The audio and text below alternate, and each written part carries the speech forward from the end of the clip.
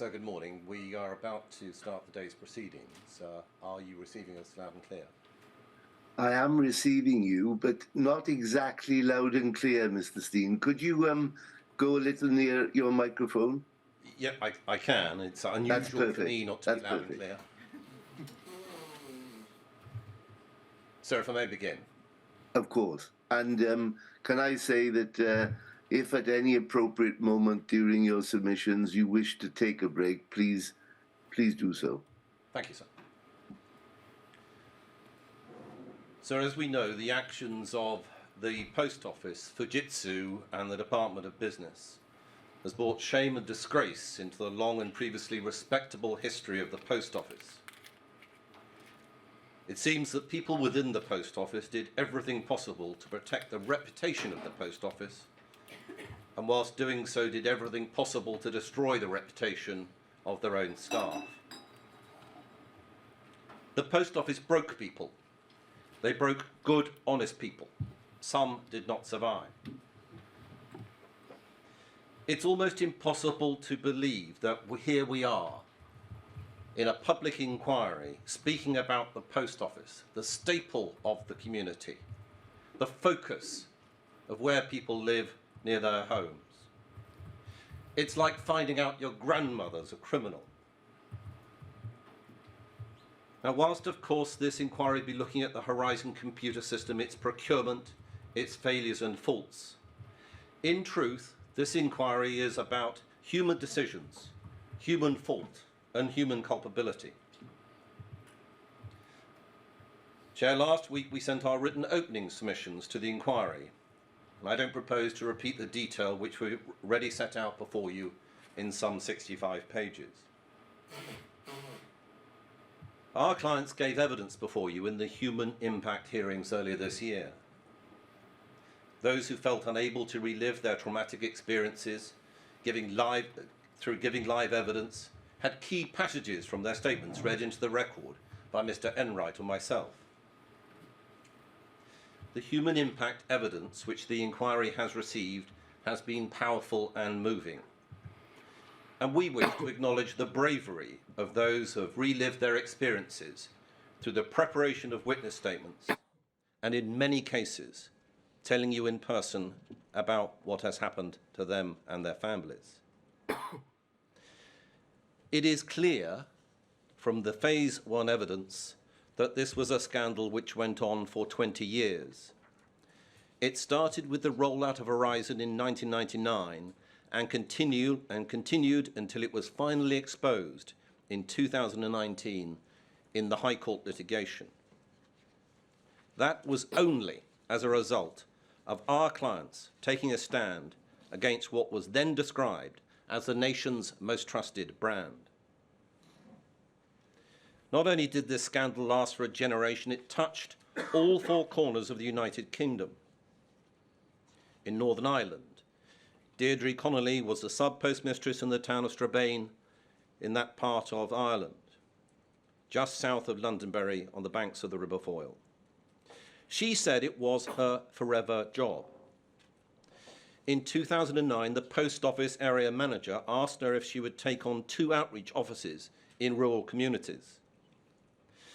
The people who had been running these outreach post offices were too afraid to continue due to the threat of so-called tiger kidnappings. And that's where paramilitaries kidnap a family member of a sub-postmaster to compel them to hand over post office money. Despite that risk, Deirdre agreed to take on these rural post offices. She experienced shortfalls in the Horizon system. She was interviewed under caution by the post office. And during that interview, she was accused by the post office interrogators of giving money to paramilitaries. Deirdre says that the allegation about giving money to paramilitaries terrified us.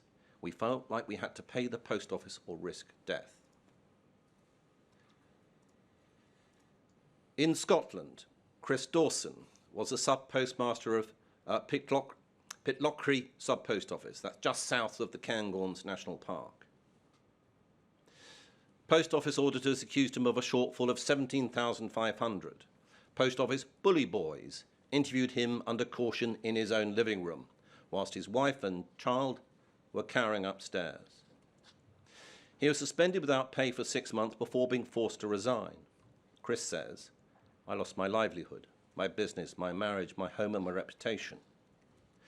I was a young man of 36 when this happened.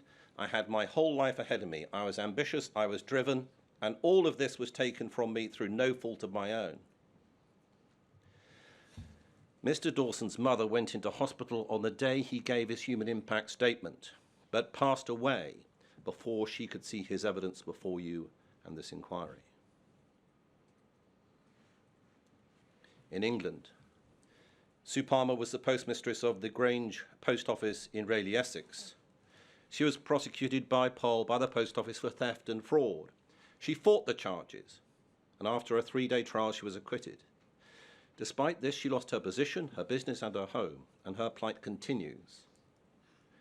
Chair, so in your update report of the 15th of August, you recommended that sub-postmasters, mistresses and managers, and I will use the same term the learned friend Mr. Beard did to describe everybody, whether they're postmaster or mistress or manager, as a sub-postmaster.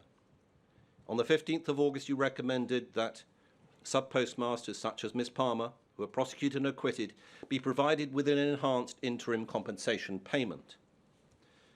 So, as you will know from our correspondence, thus far Miss Palmer has received nothing. And thus far the Department of Business has refused to confirm it will give effect to your recommendation. In Wales, Pamela Locke operated a post office in Swansea for 26 years without incident before the introduction of the Horizon IT system. Within 6 months of the introduction of Horizon, she was accused of theft and fraud of £31,000. She was convicted within a year. Her face and name were plastered across the front page of the South Wales Evening News. She waited 20 years to have her good name vindicated, finally, in the Court of Appeal. These are not historic cases. The mental health impacts on the victims of this scandal are ongoing. And so, as you're aware, last week my instructing solicitors, Howe & Co, received a study which has been sent to this inquiry, undertaken by Professor Richard Moorhead and his team at Exeter University. And you will recall the submissions that Professor Moorhead made before the inquiry at the first hearing in November last year. The Exeter University team surveyed 101 sub-postmasters and sub-postmistresses and concluded that victims of the post office scandal experienced mental health illness symptoms at worryingly high levels. That's against the general population. They found that the majority of respondents, that's 67.3, met the clinical cutoff for post-traumatic stress symptoms and depressive symptoms, and also reported high levels of post-traumatic negative cognitions. For example, views such as "people can't be trusted" or "I have no future."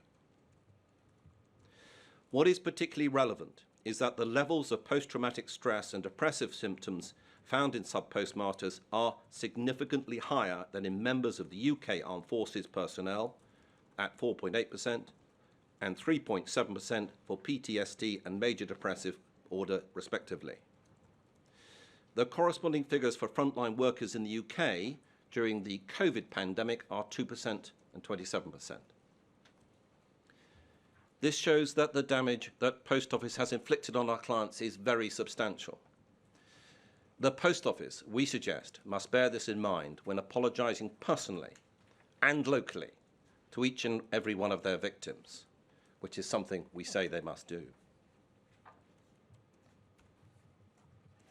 Let me turn briefly to the issue of compensation. The issue of the severity of damage inflicted feeds into the important issue of compensation for sub-postmasters. Perhaps with this knowledge of the heightened mental health impacts on our clients, BEIS and the Post Office will start to treat the implementation of the GLOW, that's the High Court compensation scheme, with the urgency that the matter clearly deserves. Our clients, sir, firmly believe that it was through the intervention of the inquiry and pressure brought to bear that Bayes and the Post Office have finally conceded that the litigants at the High Court were sold short in the settlement process and should be properly and fairly compensated. We wish to place on record the gratitude of my clients to the inquiry for bringing this issue forward and holding the hearings in the July of this year. They are also grateful to you, sir, for the announcement that the inquiry will sit again on the 8th of December of this year to resolve some of the problems that Bayes appears to be having in giving effect to the recommendations that you made in August of this year in your update report on compensation. Keeping pressure on Bayes and the Post Office must be done. I read from the statement, I read from an email from Deirdre Connolly, dated only a couple of days ago on the 11th of October, sent to Mr. Enright, my instructing solicitor at Howe & Co. Hi, David. The last 3 weeks have been truly heartbreaking and frustrating for myself and my family. After finally hearing the government telling us we're getting a payment, albeit only an interim payment, we saw a light at the end of the tunnel, a tunnel I've been in for 12 years now. We had, as is natural, thought of the difference this could make to our lives, especially now when the cost of living is going through the roof.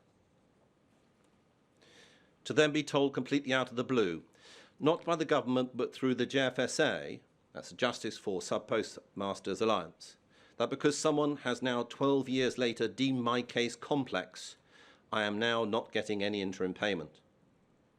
Then the government told me that Bayes is in talks with the Insolvency Department, the same thing she thinks, about getting my bankruptcy annulled. Having been given a date of last Friday, 7th of October, that I'd get an answer for my bankruptcy to be sorted, then getting zero correspondence and another weekend of pure anguish to finally then be let down once more. This is just sapping my mental health. Again and again, just when you think I'm getting out of this nightmare, it just draws me in deeper. I'm really at my wit's end.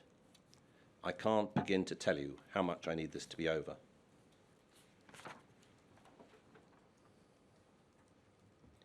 We know, sir, that the issue of compensation is going to be monitored carefully by the inquiry, by you, sir, and scrutinised as this inquiry progresses. And we will endeavour to keep the inquiry updated on any further obstacles, unreasonable delays or obfuscation by Bayes.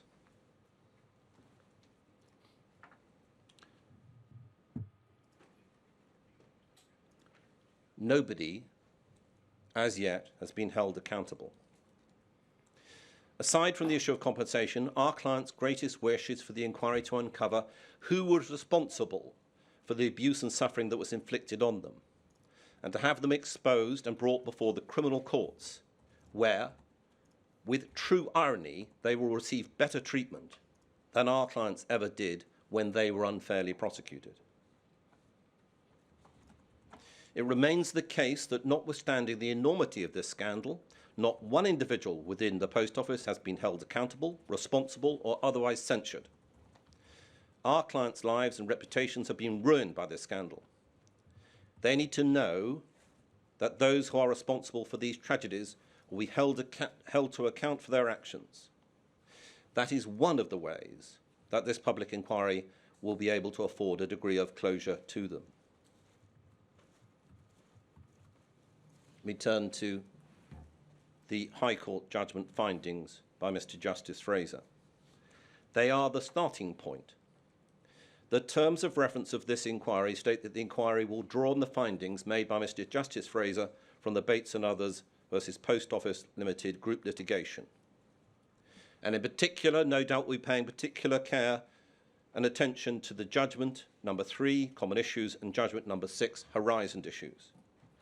And you will also be considering, as we all will, the judgment of the Court of Appeal Criminal Division in Hamilton and others. For example, The judgments of Mr. Justice Fraser refer to the Post Office and its continual efforts over time to bury or avoid the truth. Briefly, I'll read from judgment number 6 on the 16th of December 2019, paragraphs 217, 218, 219. And these paragraphs relate to a sub-postmaster asked for an issue, in fact not causing a loss, to be looked at, believing it to be a horizon flaw in July of 2013. The question was posed internally at the Post Office. Given the current media, and in particular the BBC's attention on Horizon, do you think it's worthwhile looking into this alleged flaw with Horizon that this sub-postmaster has highlighted to preempt any inquiries from his MP? Paragraph 218, Mr. Justice Fraser went on to say, the ultimate response from Andrew Wynne of the Post Office was that the claim could not be investigated without further details and Fujitsu involvement. That Mr. Wynne did not understand the purpose of the call by the sub-postmaster and also stated, my instinct is that we have enough on with people asking us to look at things. Paragraph 219, Mr. Justice Fraser continued. Mrs. Van der Bogaard agreed in her evidence before the High Court that this was an inadequate response. She said it would have been very easy for Mr. Wynne to have contacted the branch and obtained further details, and he should have done so. Mr. Justice Fraser commented as follows. In my judgment, the stance taken by the Post Office at the time in 2013 demonstrates the most dreadful complacency and total lack of interest in investigating these serious issues, bordering on fearfulness of what might be found if they were properly investigated.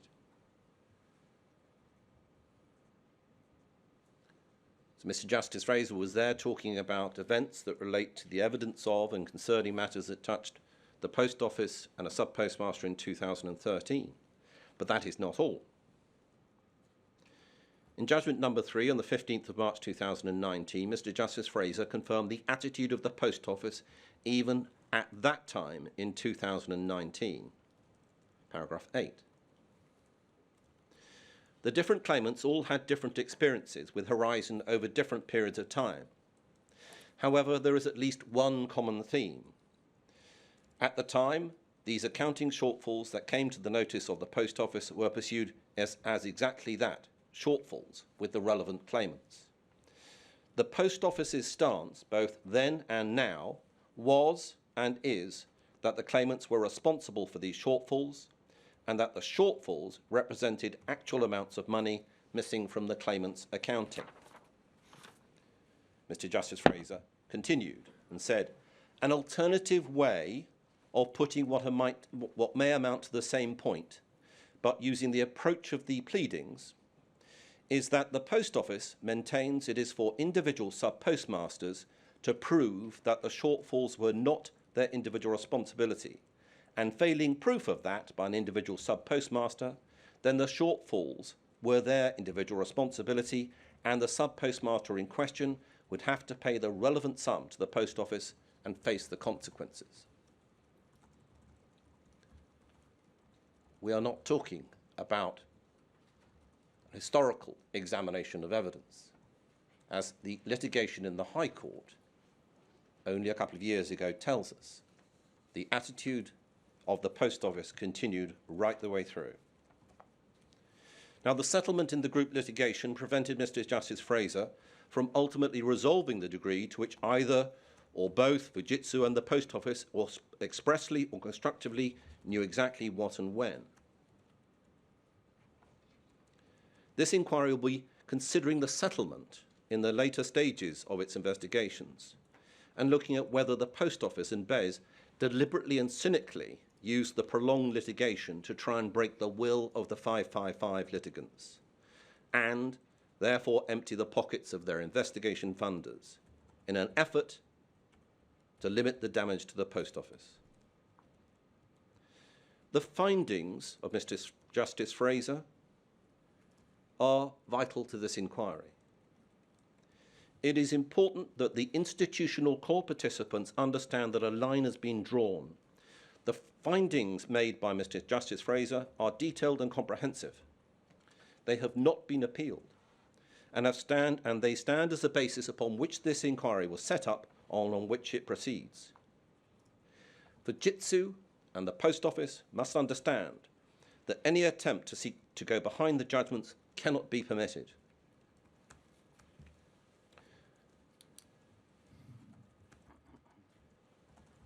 Let me deal with some matters that relate to witnesses to be called before this inquiry. We ask that the inquiry calls evidence from those who appeared before Mr. Justice Fraser, including Mr. Godethus of Fujitsu, Mr. Henderson of Second Sight, and Miss Angela van der Bogaard, who is the subject of much criticism at the High Court. There are a number of other potential witnesses for this inquiry who did not give evidence in the High Court, but who played a significant role in the scandal. Our clients would wish to have questions put to Miss Venables, who must bear significant responsibility, we say, for allowing the scandal to continue and for engaging in what can only be described as a cover-up. Our clients wish to hear evidence from Dr. Gareth Jenkins, whose evidence played a significant role in the prosecution of Subpostmasters, and whose absence from the list of witnesses called by the Post Office was commented upon by the High Court judge in the Horizon Issues judgment. And so, as you're aware, we have also asked that the inquiry hears evidence from Susan Crichton, Chris Adjard, in relation to the mediation scheme, and when considering the issues in Phase 5, we consider that Lord Arbuthnot will be well placed as a witness to communicate the views of MPs at the time of that scheme, as well as what they were being told. And Sir Anthony Hooper would also provide helpful evidence to the inquiry on such issues. We also respectfully invite the inquiry to consider calling Miss Linnell, Kay Linnell, mainstay of the JFSA, and has worked tirelessly behind the scenes on the behalf of Subpostmasters, and we suggest that she would provide useful evidence in regard to Phase 5. From the point of view of the litigants, we suggest that the inquiry considers calling our clients Pamela Stubbs, Elizabeth Stockdale and Louise Darr, all of whom gave evidence as lead claimants in the Common Issues trial. Their accounts and the evidence adduced in support of those accounts were considered in much detail by Mr. Justice Fraser. We suggest that in calling them, the inquiry be able to build on the findings made in that evidence with respect to the issues which the inquiry must deal with and address, but which were outside the remit of the matters considered by Mr. Justice Fraser.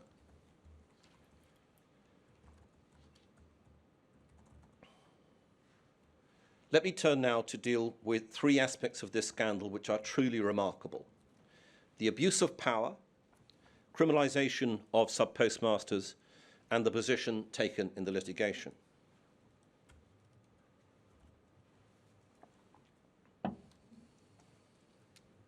Firstly, abuse of power. The abuse of power and bullying behaviour employed by the Post Office with the support of BES towards Subpostmasters and many like them. The inquiry has heard in the Phase 1 hearings that the Post Office deliberately set out to destroy good reputations. I remind you of Peter Holmes, a hard-working and honest former policeman. Given by his wife, Marina Holmes. Of course, he died. They told Subpostmasters who had been selected by the Post Office as people of good character that unless they paid monies which the Post Office knew were not owed, they would be prosecuted and imprisoned. You've also heard evidence in the human impact hearings that Post Office auditors conducted raids of branches in full view of customers, and how the Post Office spread rumours in the local press. There was the divide and conquer strategy. This appears as an overriding theme in the evidence from the human impact hearings. This is where Subpostmasters were deliberately lied to and told that they were the only ones experiencing problems with the Horizon system. We say that the divide and conquer strategy was key to the Post Office's campaign against Subpostmasters. Otherwise, it would have been necessary for the Post Office to justify its actions on the outrageous basis that hundreds of sub-postmasters, who were all persons of good character and who had been selected by the Post Office on that basis, had suddenly decided to turn to crime.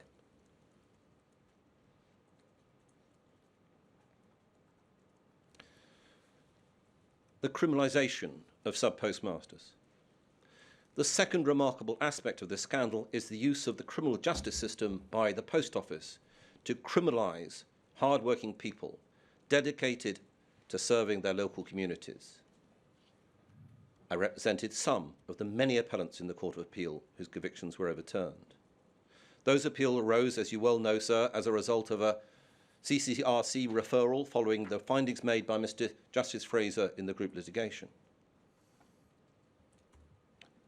The judgment of the Court of Appeal is dated the 23rd of April 2021. Three of the appellants, including Mr. Holmes, I've just mentioned, did not live to see the outcome of his appeal and died before their names and reputations were cleared. Chair, we know that you followed and indeed attended that appeal. You recall that the Post Office conceded that it had failed to disclose to sub-postmasters the existence of 30 bugs, errors and defects in the Horizon system and had inadequately investigated its own data. Post Office conceded that convictions were unsafe because the trial process had been unfair. Significantly, the matter did not end there. The Court of Appeal also found that the evidence, together with Mr. Justice Fraser's findings, showed that it was an affront to the public conscience for the appellants to face prosecution. This category of abuse of process forms an exceptional class of case, and findings of this highly serious type of abuse are so rare as to make hen's teeth a near commonplace in comparison. So it is absolutely right to say that the convictions of sub-pastors and many others, such as Mr. Holmes, Mr. Darlington, Miss Locke, Miss White, so many others, are part of the worst miscarriage of justice in British legal history.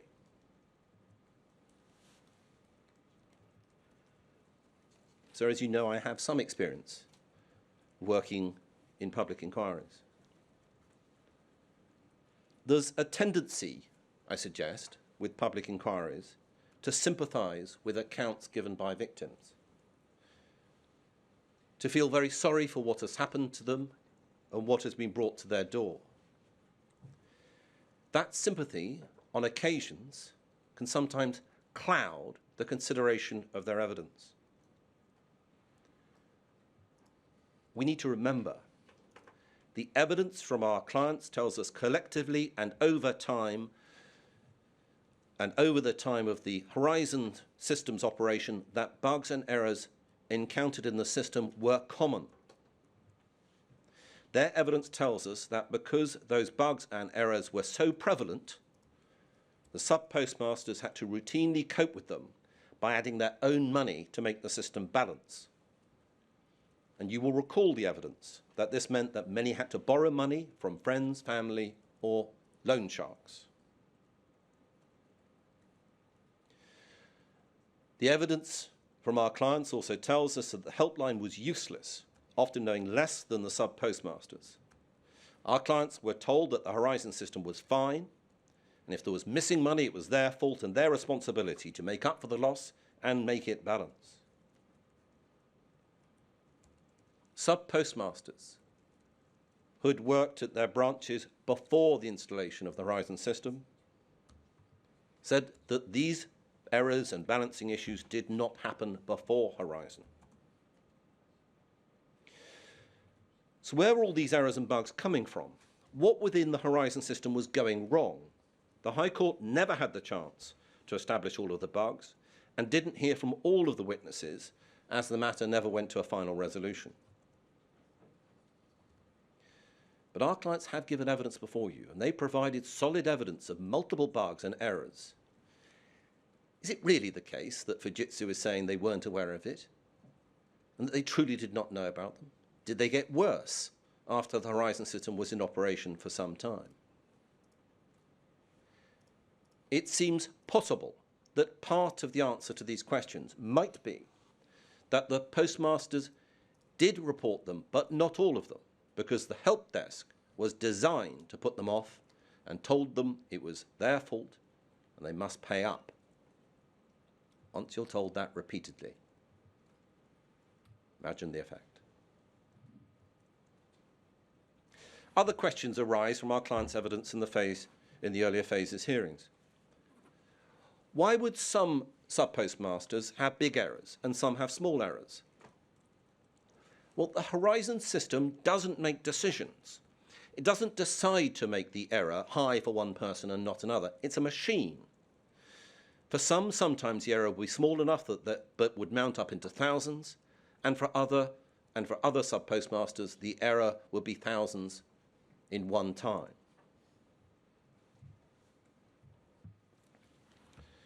Let me now turn to the Simon Clarke advices, and I'll also be mentioning the advices and reviews conducted by Mr.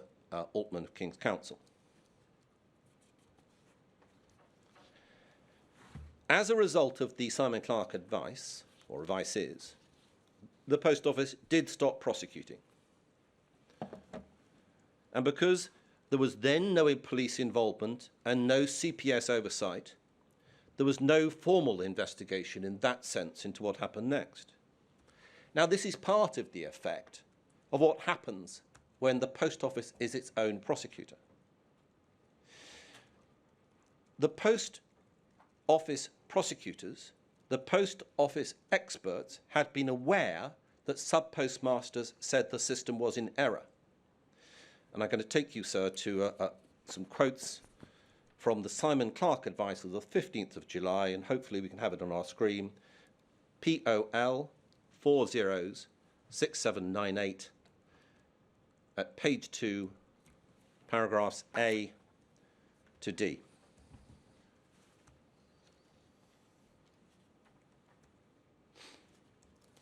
Mr. Clarke, in this advice on the 15th of July, set out, this is his description of the generality of what was being encountered by the Post Office prosecutors, by the Post Office expert witnesses working at Fujitsu.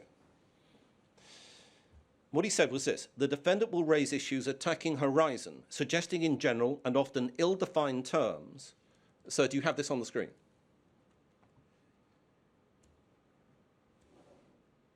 Yes, I do. Sorry about the delay, but I keep myself mute in case there's some background noise. But yes, I do. I'm grateful. So Mr. Clarke described what was known by the prosecution, by Fujitsu and the Post Office. And he's talking about what has happened in the currency of previous prosecutions and what has been raised in the past. This is set out at that page at paragraphs A to D. The defendant will raise issues attacking Horizon, suggesting in general and often ill-defined terms that the shortfalls giving rise to prosecution are inexplicable and thus must rest with Horizon. Here, the defendant does not specify the Horizon failing. He or she merely asserts that because they did as they should, the system itself must be at fault. B, an express assertion that Horizon has failed in some way. C, in admitting fraud or false accounting, but not theft, that either A or B above is true, their culpability limited to the covering up of otherwise inexplicable losses rather than revealing what is a genuine on their account problem to the Post Office. Here the issue is that of sentence, judges being required to consider the quantum of losses when determining the appropriate punishment. D, in all three of the scenarios noted above, a defendant often also complains of a lack of training on Horizon and or inadequate customer support.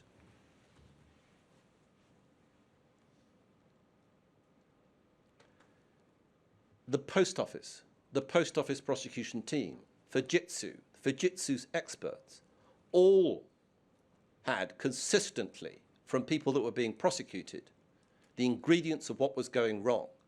Inexplicable losses from a Horizon team that was riven with bugs, that caused issue when trying to balance, that postmasters, postmistresses and managers could not explain. And the issue so very well described by my learned friend Mr. Beer of King's Counsel yesterday, of training is writ large upon this matter as well. The inadequacy of training, the inadequacy of the helpline.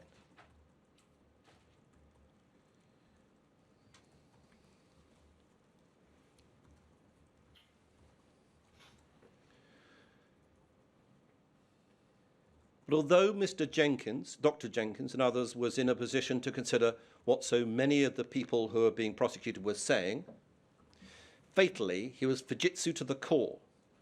He was not even remotely an independent expert witness. Again, from the Simon Clark advice of the 15th of July, so same reference, please, ending in 6798, page 14, paragraph 14.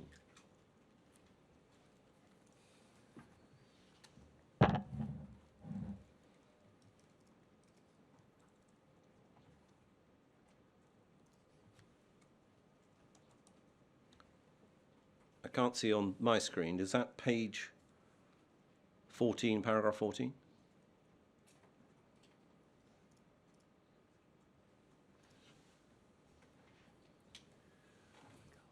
No. I'll read the quote instead, sir.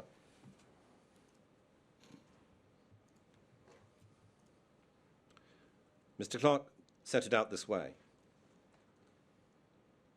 For many years, both RMG and latterly the Post Office has relied upon Dr. Gareth Jenkins for the provision of expert evidence as to the operation and integrity of Horizon. Dr. Jenkins describes himself as an employee of Fujitsu Services Limited and its predecessor company, ICL, since 1973. He holds a number of distinguished qualifications in relevant areas. He has worked on the Horizon project since 1996. He is accordingly a leading expert on the operation and integrity of Horizon. Dr. Jenkins is a true Fujitsu, Pathway, Horizon insider, not even remotely independent. Now, so you heard from learned friend Mr. Beer yesterday in reference to 2 points that he detailed and indeed showed on the screen. I'll give you the reference, but read the quotes. The same advice from Mr. Clark, ending in the number 6798, page 13, paragraph 38, and I'll only read the top 2 bullet points.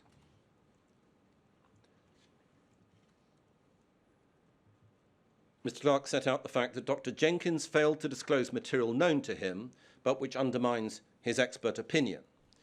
This failure is in plain breach of his duty as an expert witness. Accordingly, Mr. Clark went on to say, accordingly, Dr. Jenkins' credibility as an expert witness is fatally undermined. He should not be asked to provide expert evidence in any current or future prosecution.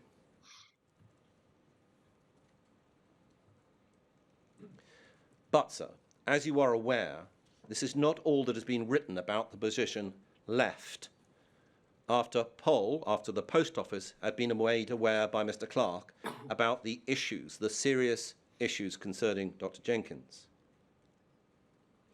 Mr. Altman, King's Counsel, advised the Post Office from 2013, and he also represented the Post Office in the Court of Appeal as regards the criminal appeals. Now, he set out his conclusions in the review dated the 31st of October 2013. I'll read the reference and ask for them to go on the screen, please. It's POL 406358, page 39, paragraphs 105 and 106. I'm grateful.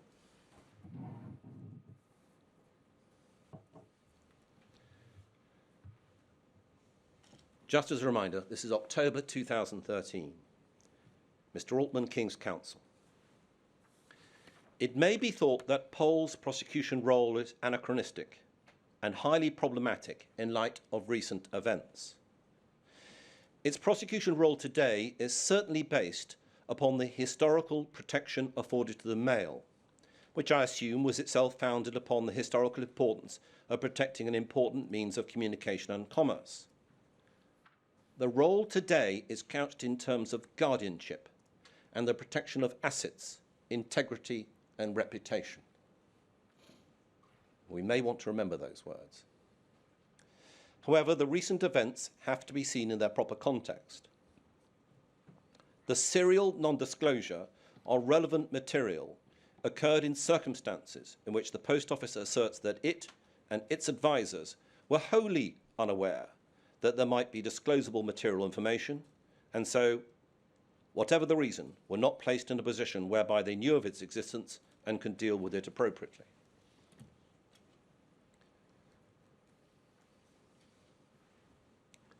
In 2013, Mr. Clark, Mr. Altman King's counsel, were warning about the dangers of any possible reliance upon Dr. Jenkins. They were making sure that the Post Office understood the nature of this calamity. What should the Post Office have been done at this stage? What should have been the advice to the Post Office at this particular point? Do any of us think that the answer from the Post Office at this stage is to carry on denying that there is anything wrong with the Horizon system, as they did at the High Court? Or should the Post Office have done what anyone else should have done, let alone a publicly respected public institution, which is called the police?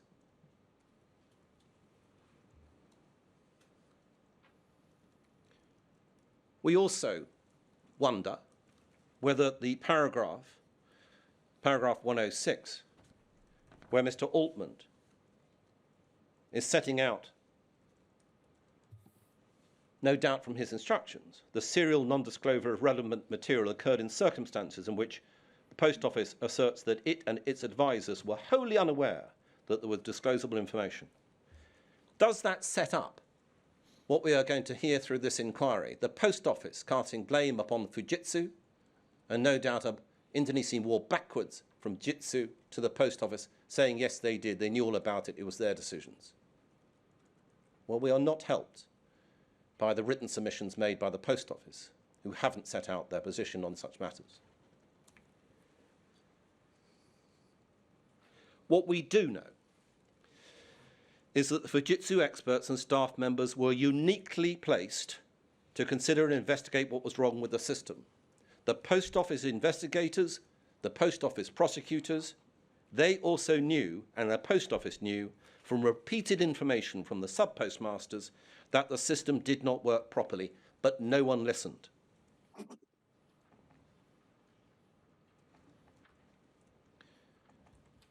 The sub-postmasters were saying, the people that were prosecuted were saying, this system is buggy, we can't explain it. This is a cohort of people saying that they don't know what's going on, that there's a problem with the Horizon system. No one listened. For years and years after Mr. Clark and Mr. Altman of King's Counsel had set out their views about Mr. Jenkins and bugs within the system, the Post Office preferred to pretend that the Horizon system was fine and fought the High Court case on that basis. And that's despite the advice from Mr. Clark, underlined by Mr. Altman of King's Counsel, that Dr. Jenkins's evidence, Dr. Jenkins's credibility as an expert witness is fatally undermined.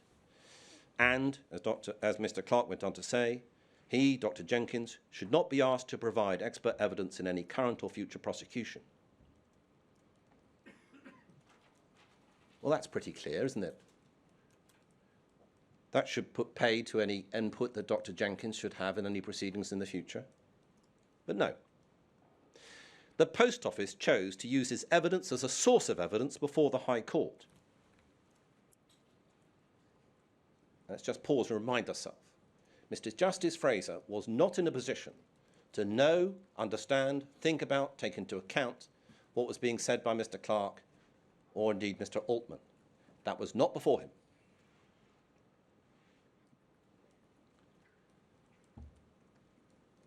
Judgment number 6, paragraph 509, the judgment of Mr. Justice Fraser.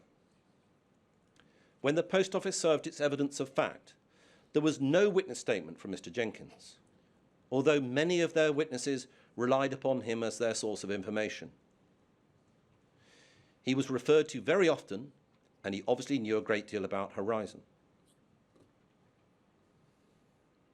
It is clear, we suggest, Mr. Clark, Mr. Altman, must be called before this inquiry.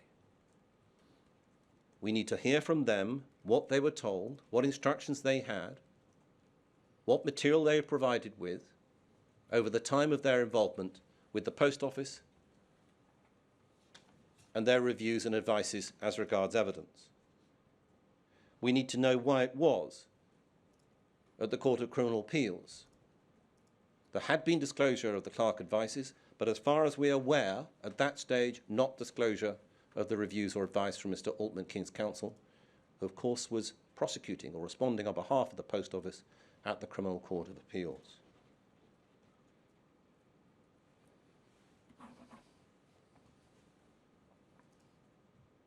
So what does this mean? Well, no one, not Second Sight, not Mr. Justice Fraser, no police investigation, no one before this inquiry has ever heard of the extent of the complaints about the Horizon system that you have heard. Fujitsu, did they want to know? Did they want to listen? Has this been in part the effect of the PFI, the Private Financial Initiative model, putting all design, installation and running of the system upon Fujitsu, also upon Fujitsu to bear any costs arising? For the Post Office, is this all about the fact that it cared about only one thing, which is protecting its own image? The effect during the time of the worst parts of the Horizon Systems operation was not only were people prosecuted through the criminal and civil courts, but that the bugs were allowed to continue unresolved, leading to more and more sub-postmasters being put through the same wash cycle time and time and time again. We also need to know, and we need to discover, not just that people within the Post Office deliberately concealed the truth from their own staff and the courts for many years, but what did BEIS know about this? What did UKGI know about their investment in the Post Office and how it was operating? What were ministers told? What were the MPs told? What information was being released? Yesterday, we heard from Mr. Beer, King's Counsel, in reference to the various points of advice being given from eminent jurists. Lord Neuberger was mentioned. Perhaps the Post Office needs to learn, as so many people do in the police station, that advice is only advice. If you know what you're doing is hurting people, the people that trust you, that think that you might be there to look after them, if you know that that's what you're doing, you think very carefully about taking legal advice. You may think, therefore, sir, that it is incredibly important to know what the lawyers were told, what information they had on which they could base their advice. And if they got it wrong, then they need to come to this inquiry and accept that fault also lies at their door. So, of course, you've appreciated earlier this week, we do take exception, on behalf of our clients, to the fact that the Post Office has yet again, we suggest, been seeking to keep back evidence that they must have appreciated since the very first Clark advice that should have led to a thorough, nook and cranny search through every box and every available amount of information that could possibly bear upon these issues. And that is why the reaction from our clients to the failures in disclosure that have been discussed earlier in this week does not surprise a single sub-postmaster. But it requires analysis and the obtaining of all of the missing material, because it has the capacity to show that the Post Office is simply continuing on with its contemptuous behaviour. In other words, we ask this inquiry to consider these failures and recent failures in disclosure, not only to find out and establish what the material is, but to consider evidentially what it tells us about the Post Office in 2022.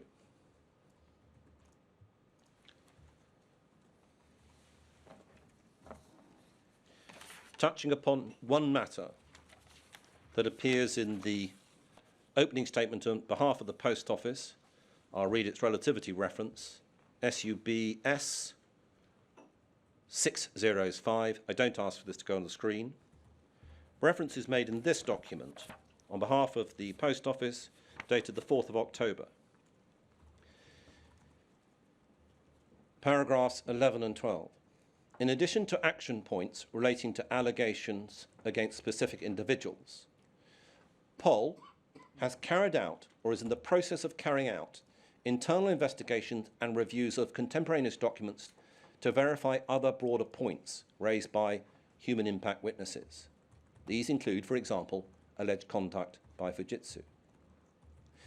POL anticipates that the outcome of a number of these investigations will be relevant to forthcoming phases of this inquiry, and it will, of course, be disclosing all relevant information and outcomes in that context.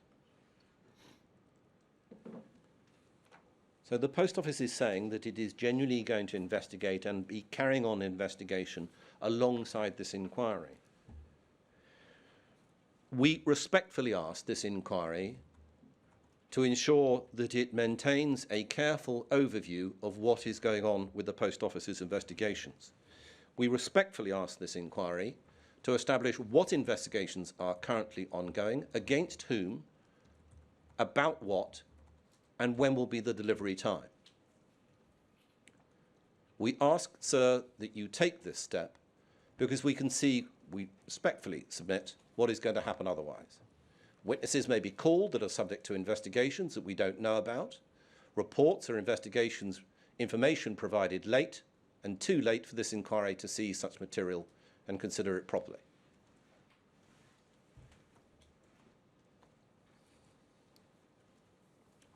And so, as you know, and as I've already said, Dr. Jenkins and other members of his team at Fujitsu should be called, and statements taken from counsel, solicitors who acted in the High Court matter, as well as Mr. Altman, who gave advice and reported internally to the Post Office. We probably don't need to underline this point anymore, but let's just turn for a moment to paragraph 512 of the Horizon Issues Judgment. And it's always worthwhile remembering the dates of these judgments. This is not long ago. Mr. Justice Fraser said this. This is about the failure to call Dr. Jenkins. Paragraph 512. This explanation by the Post Office included the following passages in its written submissions. Internal references, page 144. The claimants understandably complained that Mr. Jenkins and the other source of Mr. Goddard's information could have given some of this evidence firsthand. However, and refers to a paragraph 144.1. However, taking into account that Mr. McLachlan's evidence specifically addressed things said or done by Mr. Jenkins in relation to the Misra trial, Post Office was concerned that the Horizon Issues trial could become an investigation of his role in this and other criminal cases. What was being put forward by the Post Office was an excuse as to the reason why Dr. Jenkins was not called in the High Court case. They were not saying that they have every good reason to distrust him. They are not saying that they believe his credibility is damaged and dented by revelations made to Mr. Clark. They are not saying that Mr. Altman has advised that there are real issues with Dr. Jenkins, his credibility, and the POL investigation team. That's 2019. What instructions were given to which lawyers, to which part of the counsel team, so that these matters were put forward? It seems entirely possible that individuals within the Post Office conspired to pervert the course of justice by giving factually incorrect instructions to their lawyers. This is an extremely serious issue which the inquiry should consider. The position taken in the group litigation.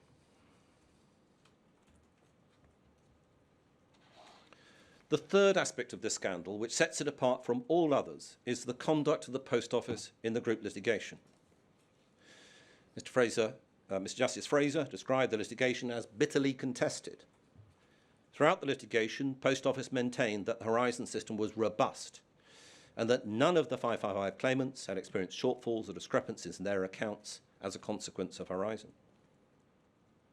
However, the findings in the Horizon issues judgment show that the Post Office's position before the court was untenable. For example, there were reports of phantom sales which had emerged as early as 2000 and which Royal Mail engineers had tried to rectify.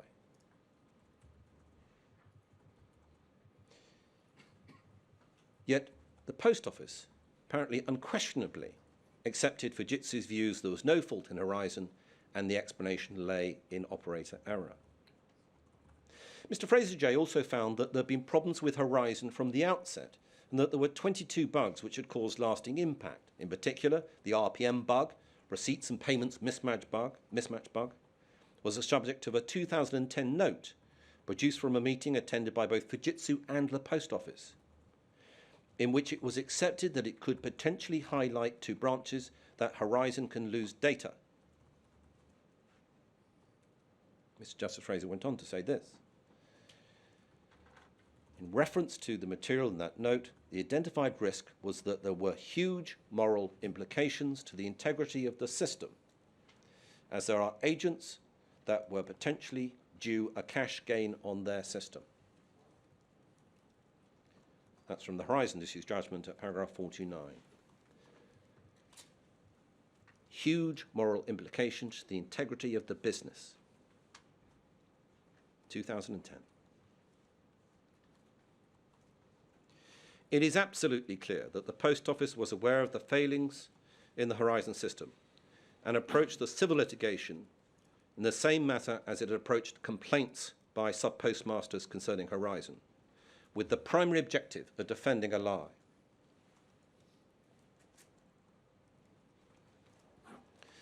The conduct of the Post Office is all the more reprehensible because these were the actions of a publicly owned body using public money to defend the indefensible and maintain that it was entitled to inflict the most appalling harm to innocent, hard-working sub-postmasters and their family.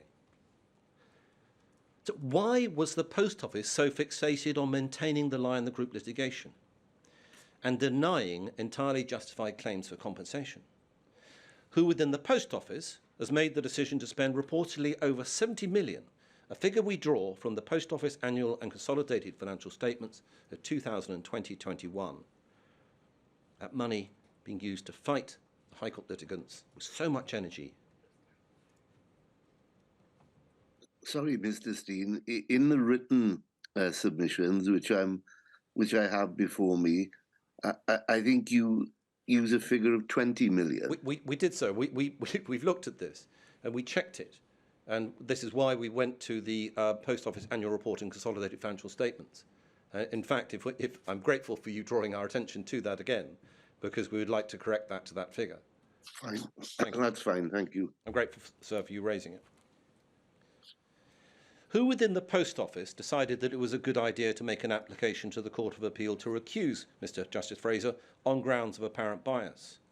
Well, we heard something yesterday from Mr. Beer about that. An application that Mr. Lord Justice Coulson described as absurd. Well, we will need to consider the circumstance of the advice from Lord Newberger and what he had been told or not been told. So we have made detailed representations on the upcoming phases 2 to 7 in our written submissions. Now, clearly at the moment, such detail as we would like to get to is limited, as this inquiry is disclosing matters to an extent in phases, and we cannot get yet to the extent of detail we would like. But what we do say overall is that sub-postmasters whose lives have been so badly affected, sub-postmasters' lives have been very badly affected, as you know, and the public are entitled to know who knew what and when. We note that under paragraphs 12 to 14 of the Post Office Shareholder Relationship Framework, the Post Office were required to provide quarterly updates to BEIS's representative on any active litigation and any threatened or reasonably anticipated litigation. So BEIS should have been aware of these issues. Currently, we note there are a number of directors who are still in place, who were appointed well before the High Court action. Now, putting aside the question of whether the Post Office should still have directors in place who are party to decisions made within the High Court action, the inquiry should discover what those directors had been told, what decisions were they party to, and what did they know or not know. The past directors of the Post Office should be asked these and many other questions. Now, so I'm going to turn to some points we make regarding the individual phases. I note the time is 11 o'clock, so if we have a short break now, I'll be very grateful. Yes, certainly. Is 10 minutes enough, Mr. Steen? Yes, thank you, sir. All right, then. 10 past 11, everyone. Thanks very much. I'm grateful.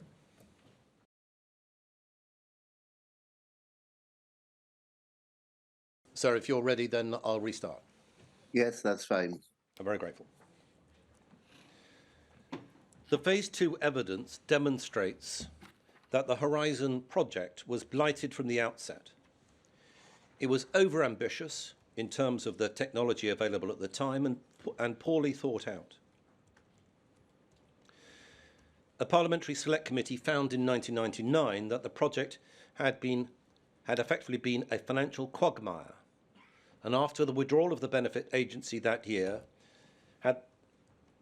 regarding the restoration of the scheme, they said the impression was of an essentially political deal to ensure that ICL has a substantial contract with the Post Office at a price which seems to have been largely determined in advance of contractual negotiations or renegotiations, as a means, however, inadequate of making up some of the £180 million written off by ICL in their 98 to 99 accounts. That's the House of Commons Trade Industry 11th report. You will listen with interest, we suspect, to the evidence of Mr. Roberts and other witnesses. Mr. Roberts was the CE, Chief Executive of the Post Office. I'll give his statement reference and paragraph reference, but I don't ask for it to go on the screen. WITN 0339012 zeros, and the reference is at paragraph 17. And he refers at that point to the fact that in his view of what he could see, the benefits agency did not want Horizon, and they instead had wanted to move to ACT, automated credit transfer, instead. So what had happened to the position in relation to the negotiation to advance Horizon, when in fact the benefits agency is said to have long wanted to move to a different type of system entirely? The Horizon scheme was never robust. It should have been abandoned after the benefits agency withdrew.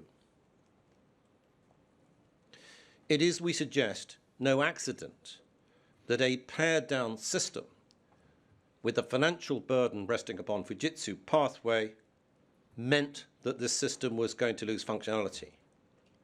It is no accident that there was no dispute button or function for Subpostmasters built into the Horizon system.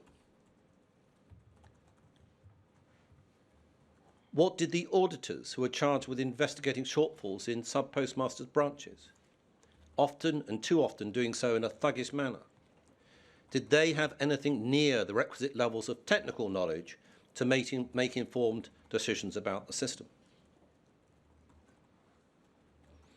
Mr. Scipione, who's going to be the first witness in Phase 2, will no doubt confirm what he says in his report. I'll give the reference. I again don't ask it to go on the screen. EXPG 601. Mr. Scipione states in his report that there were conflicting intentions of the Post Office and Pathway, and that led to disruptions at management levels, and that affected the implementation of the Horizon IT system. Importantly for our clients, Mr. Scipione refers to poor training and lack of support from the help desk as self-inflicted wounds. That's at paragraph 1.1.9 at page 5 of his report. He says that recurrent balancing problems experienced by Subpostmasters directly degraded the accounting integrity of the Horizon IT system. Paragraph 1.1.9, again at page 5. We of course note that his report looks at issues primarily up to the year 2000, but not beyond that year. And it's significant, therefore, to remind ourselves that you have heard the evidence in statement form, and evidence lies before you of so many sub-postmasters who explained their experiences with Horizon after the year 2000. So the problems manifested themselves from the pilot scheme from the very outset. In summary, we suggest that Horizon was always deeply flawed. It was procured as the cheapest option to the government within the overly ambitious Pathway programme. And after the partial withdrawal of the benefits agency, and after the scheme was left to limp onwards, it was rolled out to unsuspecting sub-postmasters after a number of errors and defects had been identified in the pilot period. Quite simply, we say the evidence shows as a whole that Horizon was not fit for purpose when it was rolled out. You've heard the evidence from what happened from the sub-postmaster's perspective and the way that the system worked thereafter. Witnesses from Fujitsu may seek to maintain otherwise, but that position, in the words of Mr. Justice Fraser, would be the 21st century equivalent of maintaining that the Earth is flat.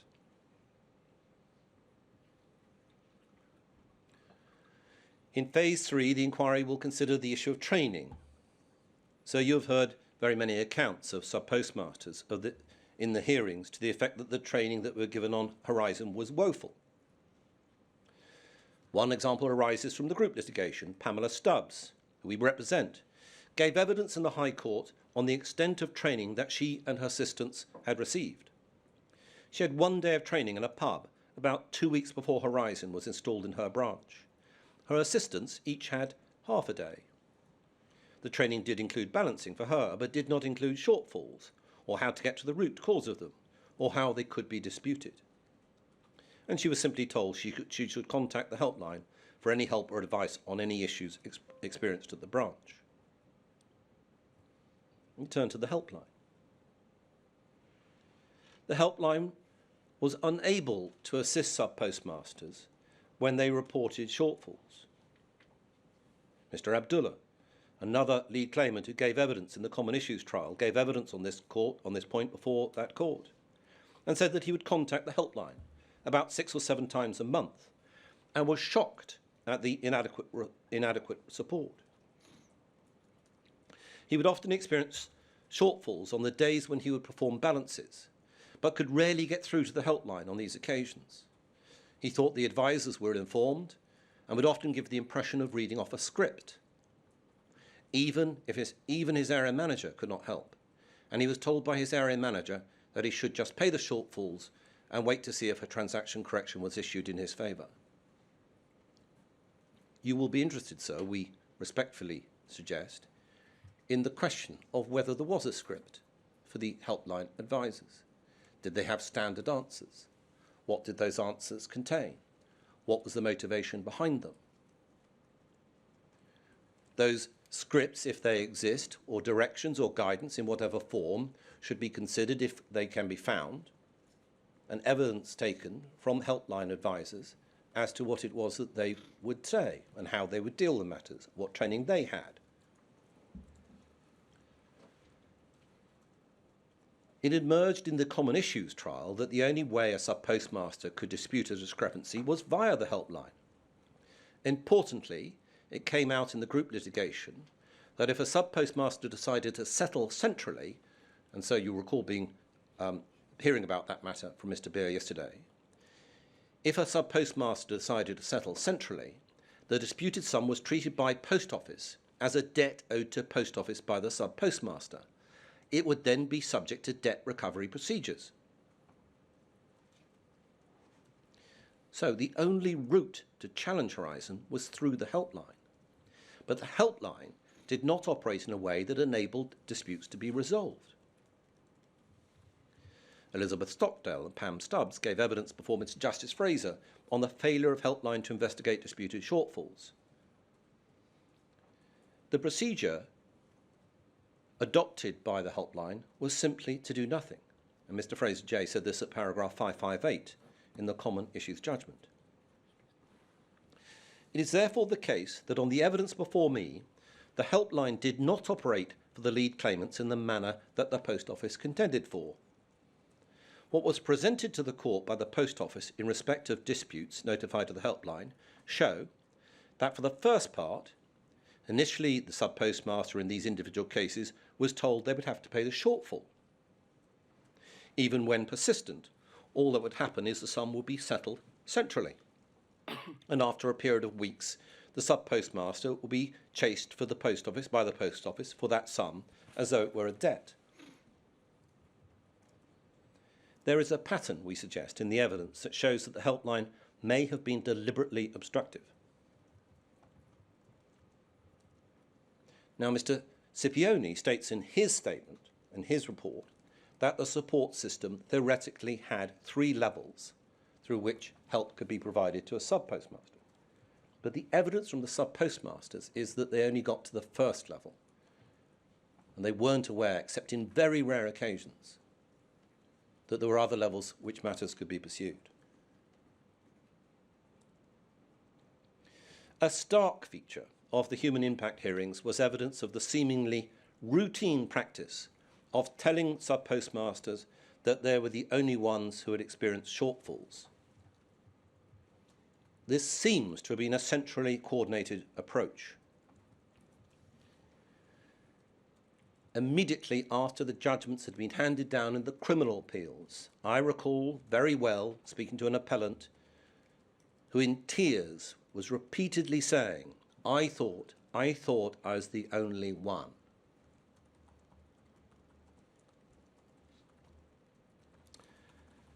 Can I turn to the position of the NFSP, the National Federation of Sub-Postmasters? Of course, another way that sub-postmasters could have challenged the alleged shortfalls and discrepancies was through the support of their union. However, in this case, perhaps uniquely, the union sided with the employers rather than its own membership. At paragraph 368, Mr. Justice Fraser said, "It is obvious in my judgment that the NFSP is not remotely independent of the Post Office, nor does it appear to put its members' interests above its own separate commercial interests."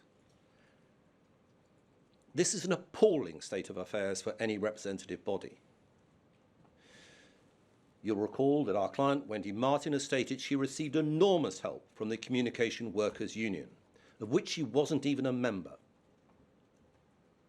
Miss Martin's evidence of the support provided from the CWU, the Communications Workers Union, and that of other witnesses brings out the contrast between a genuine union and an organisation who appears to be in the pocket of the employer.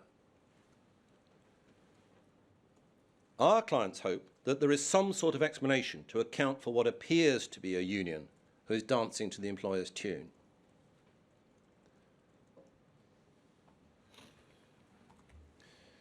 I turn to the knowledge and rectification of errors in the system. The inquiry will consider the issue of knowledge and rectification in relation to the errors in the system. And this arose, of course, in the group litigation, where the court considered a large number of peak reports. And so, as you know, peak reports, the previous version of those were pinnacles, and peak reports and pinnacles then were put into KELs, discussed by my learned friend Mr. Beer yesterday. Now, these are reports within the system, within the Horizon system, of technical and error issues. The evidence in the group litigation demonstrated that Fujitsu and the Post Office knew that sub-postmasters were not responsible for shortfalls. Mr. Fraser J. noted a number of unguarded comments, including from Anne Chambers, a Fujitsu employee, who in February of 2006 stated, "This problem had been around for years and affects a number of sites for most weeks. This appears to be a genuine loss." Our client's position is that the Post Office and Fujitsu knew the true position all along, but have failed to act. And that is what the High Court findings show. Another issue which arose in the group litigation concerns audit data. It has always been possible for the Post Office to check what a sub-postmaster had done because Fujitsu held complete and accurate record of all keystrokes made by a sub-postmaster or assistant when using Horizon. This is known as an audit or ARQ data. Yet it was established in the evidence in the group litigation that the Post Office did not consult ARQ data, and we need to consider that within these hearings. Is that right? The very evidence that would, the ARQ data, the very evidence that would have satisfactorily resolved disputes, potentially, when deciding how to deal with discrepancies and issue transaction corrections, TCs, and when responding to any complaints about the Horizon system. Is it possible that the Post Office failed to use audit data because of charges raised by Fujitsu for access to such information? We say that the Post Office were happy to require sub-postmasters to make good apparent shortfalls in the knowledge that the discrepancies were caused by the Horizon system, because the Post Office had an incentive, it seems,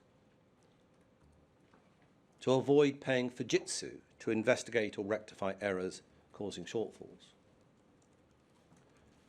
And so you're also aware that in the group litigation, it became very clear, as decided by Mr. Justice Fraser, that Fujitsu could remotely insert a transaction into the accounts of a branch using a counter number which was the same as the counter number actually in use by the sub-postmaster or an assistant. This would appear to the sub-postmaster from the records that they could see, and anyone looking at those records, as though the inserted transaction had been performed in the branch itself. This is another matter which we asked the inquiry to investigate thoroughly. Was this ever disclosed within the criminal proceedings? What would have been the effect upon advice given to a sub-postmaster if it had been known and understood within criminal proceedings or civil litigation that actually that the data could be changed in a way that made it look like the branch did it? Phase 4, we'll be considering the actions against sub-postmasters and others. The conduct of Poll, the Post Office, in taking actions against sub-postmasters was oppressive. The Post Office was unrelenting in pursuing sub-postmasters for shortfalls which it knew were caused by Horizon. In the period from April 2013 to June 2018, the number of sub-postmasters who were suspended was 626. This equates to about 10 sub-postmasters being suspended per month. Mr. Justice Fraser found, amongst other things, the Post Office frequently misrepresented the sub-postmaster's liability for losses when demanding payment of apparent shortfalls. There is also the question of whether sub-postmasters were permitted legal representation by the Post Office when they were interviewed in connection with alleged shortfalls. Were they denied legal representation at that time, because that is what it appears? They were certainly not permitted access to information concerning the allegations that had been made against them. They were allowed to take friends with them, but if that friend, I quote, interrupted in any way by word or signal, they would be required to leave. Bizarrely, the Post Office justified these procedures by relying on the Official Secrets Act.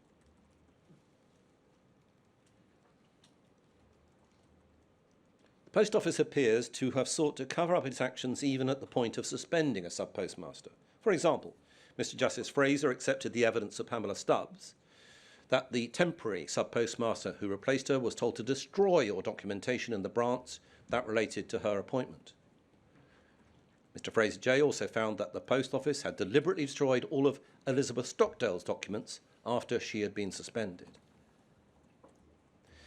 And they even refused to give any documents to one of their auditors who was investigating a shortfall claimed by Mrs. Stockdale.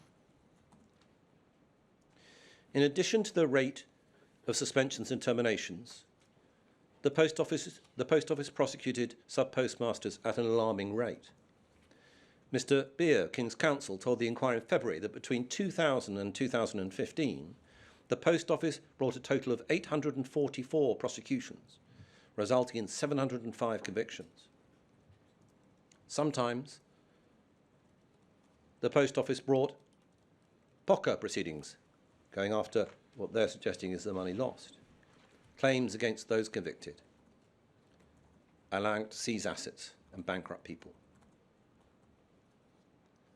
As to civil proceedings, many sub-postmasters were made bankrupt through the Post Office taking actions for recovery of the apparent shortfalls. Many sub-postmasters remain bankrupt today as a consequence of these actions and enforcement taken through civil judgments by the Post Office.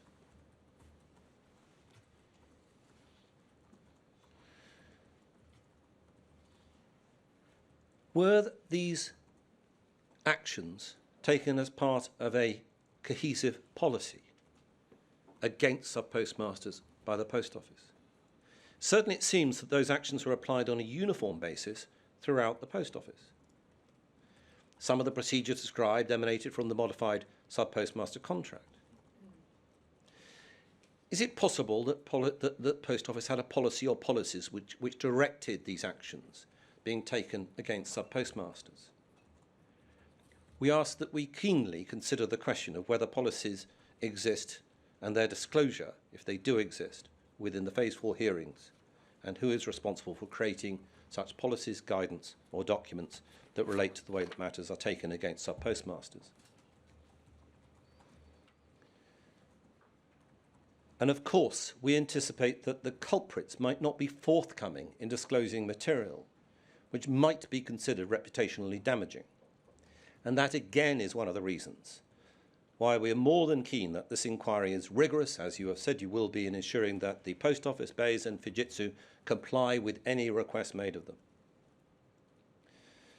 In Phase 5, I turn now to Phase 5. Our clients were involved in the mediation scheme and believe that the breakdown of this process marked at least one part of the Post Office's cover-up. It is possible to consider that the cover-up might be seen as the greater scandal than the IT failure. The Post Office realised that they'd known about the defects in Horizon for years and tried desperately to prevent that knowledge from ever becoming public. In July of 2012, the Post Office came under renewed press interest and pressure from a group of MPs led by James, now Lord Arbuthnot. Consequently, Post Office met with a group of MPs and agreed that an independent firm of forensic accountants should be appointed by the members of Parliament to conduct an independent assessment of Horizon, and the Post Office agreed to fund the process. This led to the instruction of Second Sight. The partners in Second Sight specialised in banking fraud and IT systems, so in fact were a good fit for the problems they were being asked to investigate. It is important to understand that Second Sight were at all times answerable to the MPs who had commissioned them, and not to the Post Office, who funded the project. You will recall, sir, hearing oral submissions from Mr. Henderson of Second Sight in relation to the independent assessments that they were instructed to carry out by the group of MPs. He told the inquiry that their work started in the summer of 2012, and that initially Post Office were cooperative and appeared committed to the agreed goal to seek the truth, irrespective of the consequences. However, as their work progressed, the attitude of the Post Office changed. Was this the result of legal advice? Was it a change of view? Who was responsible? In August 2013, the Post Office set up the initial complaint review and mediation scheme, which was intended to operate as a formal mediation between aggrieved sub-postmasters, managers and assistants who had complained to their MPs, and the Post Office. The mediation scheme was overseen by a working group which comprised the Justice for Sub-Postmasters Alliance, the JFSA, headed by Mr. Bates and Ms. Linnell, Second Sight and Post Office. The independent chair of the working group was Sir Anthony Hooper, a retired Court of Appeal judge.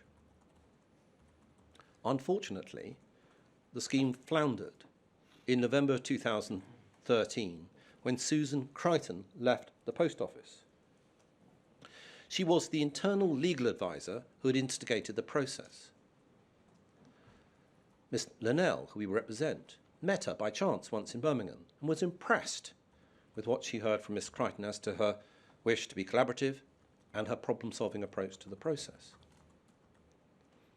But Susan Crichton was replaced by Chris Ujard. We don't know why Miss Crichton left. She should be called. But it is probably not a coincidence that her departure took place around the same time that the Post Office realised its position had become difficult. Miss Crichton was replaced by Mr. Ujard as Post Office General Counsel, and we are advised that he adopted an obstructive and litigious attitude. He sought to rely on limitation periods and remove sub-postmasters from the scheme. The situation deteriorated further in 2014. We say that this is because the Post Office had become aware that Second Sight were getting closer to the truth, and you'll need to consider, as we will, that issue. Second Sight were due to deliver a report in April of 2015. However, on the 10th of March 2015, the Post Office brought the mediation scheme to an end and gave Second Sight a month's notice. We're not sure to what extent the Post Office was entitled to act in this way, given that Second Sight was answerable to the MP group and not the Post Office. These events appeared to be part of the lamentable, concerted attempt by the Post Office to cover up wrongdoing. And we ask that the inquiry focuses on this cover-up over time, what happened in relation to Second Sight, and identifies those Post Office individuals, the officials, Fujitsu officials and individuals who are involved, and any knowledge by BES or involvement. Phase 6, regarding the monitoring of Horizon and internal and external audit. We know from the evidence before Mr. Justice Fraser and before this inquiry that Fujitsu monitored Horizon from the outset and liaised with the Post Office throughout. We know about the year 2000 Fujitsu reporting phantom sales on the system. Mr. Fraser J. just found that the Post Office sent over 100,000 transaction corrections to sub-postmasters each year since 2006, which amounts to more than 2,000 per week. An unusual feature of the Horizons issue trial was that Fujitsu provided and disclosed 5,000 KELs, but only in September of 2019, months after the trial had ended. However, whilst the system was being monitored, the findings in the Horizon issues judgment demonstrate that the Post Office refused to monitor and investigate Horizon when its systemic problems threatened to enter into the public domain. We maintain that the Post Office did monitor Horizon, did receive information, but did not want to actively investigate the defects. I turn briefly to whistleblowers. There must have been hundreds of helpline workers, contract managers, auditors, internal lawyers, and Post Office officials who would have been aware of the defects and the bugs within the system, aware of the cover-up and scandal that surrounded the Horizon system. BES and Fujitsu must also have been aware of the unfolding scandal. Yet there appears to be only one whistleblower of any note, Richard Roll of Fujitsu. It is important that the inquiry ascertains why so many others knew and kept silent. What were the whistleblowing procedures? What guidance was there? What had been set up or not set up by the Post Office or Fujitsu to allow whistleblowers to come forward? Were people afraid to disclose what was unfolding? Was there a more sinister reason? Was there a culture at the Post Office which prevented whistleblowing? There was indeed a culture of excessive secrecy at the Post Office. Extraordinarily, the evidence in the Common Issues trial demonstrated that the Post Office sought to use the Official Secrets Act to justify seizure of documents and equipment when suspending a sub-postmaster. Furthermore, the modified sub-postmaster contract, Section 15, Clause 19, prevents any communication concerning interviews by Post Office investigators, as such communication might constitute a breach of the Official Secrets Act. Mr. Justice Fraser found, paragraph 723, that it was somewhat unusual and potentially oppressive that the Post Office could seek to use the Official Secrets Act in that way. We asked the inquiry to examine whether the Post Office sought to apply that same legislation in respect of any disclosures made by employees. Is that part of the reason why we have not heard from whistleblowers? Phase 7. Current practice and procedure recommendations for the future. In reality, this inquiry is not about the Horizon system with all of its faults and problems, but about a sickness which lay at the core of the Post Office. The Post Office was employer, victim, investigator, and civil and criminal prosecutor. And it is now the arbiter of which of its victims should receive compensation and how much. It held extraordinary power over each and every one of its sub-postmasters and wielded that power with impunity and, we suggest, in bad faith. The terms of reference for this inquiry say that we will be assessing whether the Post Office has learned the lessons from criticisms made by Mr. Justice Fraser in his judgments.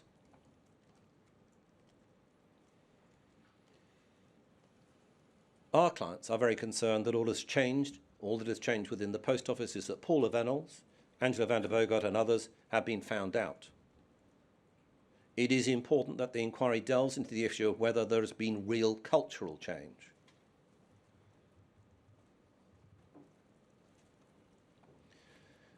This, of course, gives rise to potential issues for the future.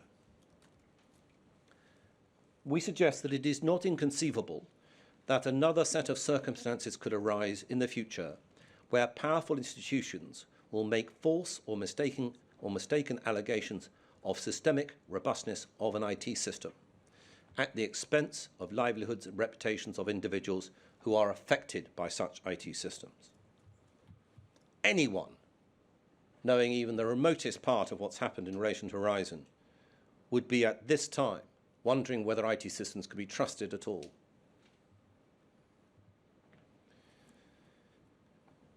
Can I deal with some procedural matters?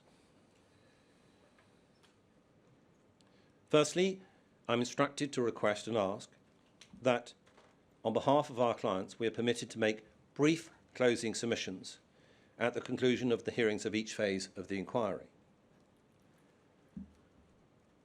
If permitted, it might be that we would consider the position and not require or not ask that we'd make such submission. But the reasons for leaving this as a request that we may ask that this inquiry allow us to do so is that we can only address you on the written and or evidence that is before us at any given time. This inquiry is going to be dealing with disclosure as we go onwards. We don't have it all at this stage because the inquiry, for very good reason, wants to make good progress. As matters stand, we will not be able to give voice to our clients' instructions on the evidence or comments as that evidence emerges until the very end of the inquiry, much later next year. By allowing us the potential opportunity to make such submissions at the close of the phases, we suggest that is helpful for you, sir, in keeping the sub-postmasters at the centre of this inquiry. Our clients are, frankly, expecting to be taken by surprise and outraged by some of what they hear from institutional witnesses. They do not want to have to sit on their hands, and after having been kept silent for so long, they wish to instruct their own legal team to convey their instructions or responses at the close of phrases, if it is appropriate, rather than just in final closing submissions. For clarity, we don't ask to make written submissions at such stages, simply an opportunity to make short closing oral submissions. Second procedural matters relates to the issue of compensation. As you know, this issue impacts very greatly on our clients. We saw that in July this year how quickly BEIS were able to act when the inquiry held their feet to the fire through holding specific hearings on the question of compensation. None of our clients have any doubt that it is only through the resolve of you, sir, and through this inquiry process that a new compensation scheme for the High Court litigants is underway, and that some of the fundamental problems relating to the HSS and historic conviction schemes have also been addressed. However, sadly, very little has been achieved since the July hearings. Following letters written by Howe & Co, my instructing solicitors, and possibly others, we will have another compensation hearing on the 8th of December 2022. What we can tell from our experiences earlier this year is that if that is anything to go by, we can expect a flurry of activity and announcements in the first week of December this year. These points will demonstrate, as was demonstrated in the July hearings, that the scrutiny by this inquiry process is essential to make any movements forward on the vital issue of compensation. We cannot overstate how concerned our clients are that if this inquiry is no longer able to monitor BEIS in August or later next year, after which BEIS will have no access to funds in this matter, they'll be forced to relive their experiences a third time through further litigation in the courts. It is essential that the matter of compensation be kept in sight and under review at all times. And if that means that we ask at a later stage for further hearings on compensation as we go through, we hope that you look kindly on such a request. The third procedural matter relates to the pace of the inquiry process. Now, we've recently learned and discussed the question of disclosure from Post Office, that undoubtedly in some ways is going to lead to delay in the process of the inquiry.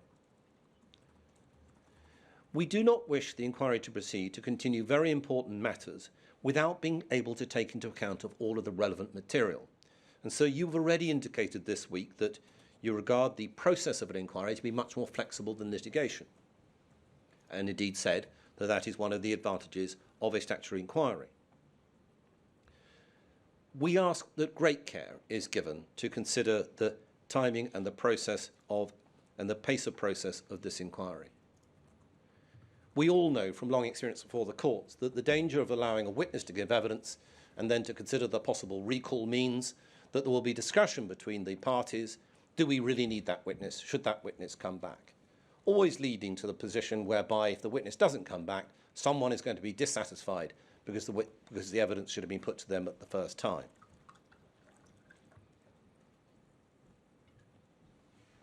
The process, therefore, is one that we ask you to consider, and the progress of this inquiry, with great care.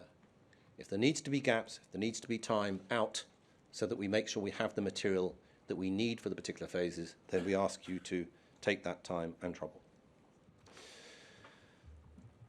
So, I come therefore to conclusions and requested outcomes. What can our clients expect? Well, firstly, they wish that this inquiry continues to exercise oversight of the compensation schemes. Secondly, restorative justice. That each and every sub-postmaster who is affected by the Horizon system has the opportunity to meet face-to-face with a senior post office official, to have the full opportunity to recount their experiences and the impact that they have had on them and their family, to have those experiences genuinely acknowledged and to receive a genuine apology. We have experience in other public inquiries of how important personal apologies are to victims and survivors of institutional abuse. Ministerial announcements and press releases from the Post Office are not cathartic and do not provide closure. Our clients wish to see senior Post Office officials come to them, see the localities where their reputations were attacked, and understand the real suffering that was caused. We cannot impress upon the inquiry how important that process is. Thirdly and lastly, our clients ask that those who are responsible for this tragedy are identified and publicly named. We suggest that they should never hold or wield power and responsibility again. Not only would that provide a measure of justice to our clients, but it will enable the public to move on from this scandal with confidence that the institutional culture which gave rise to this scandal has been addressed and that the mistakes of the past will not be repeated.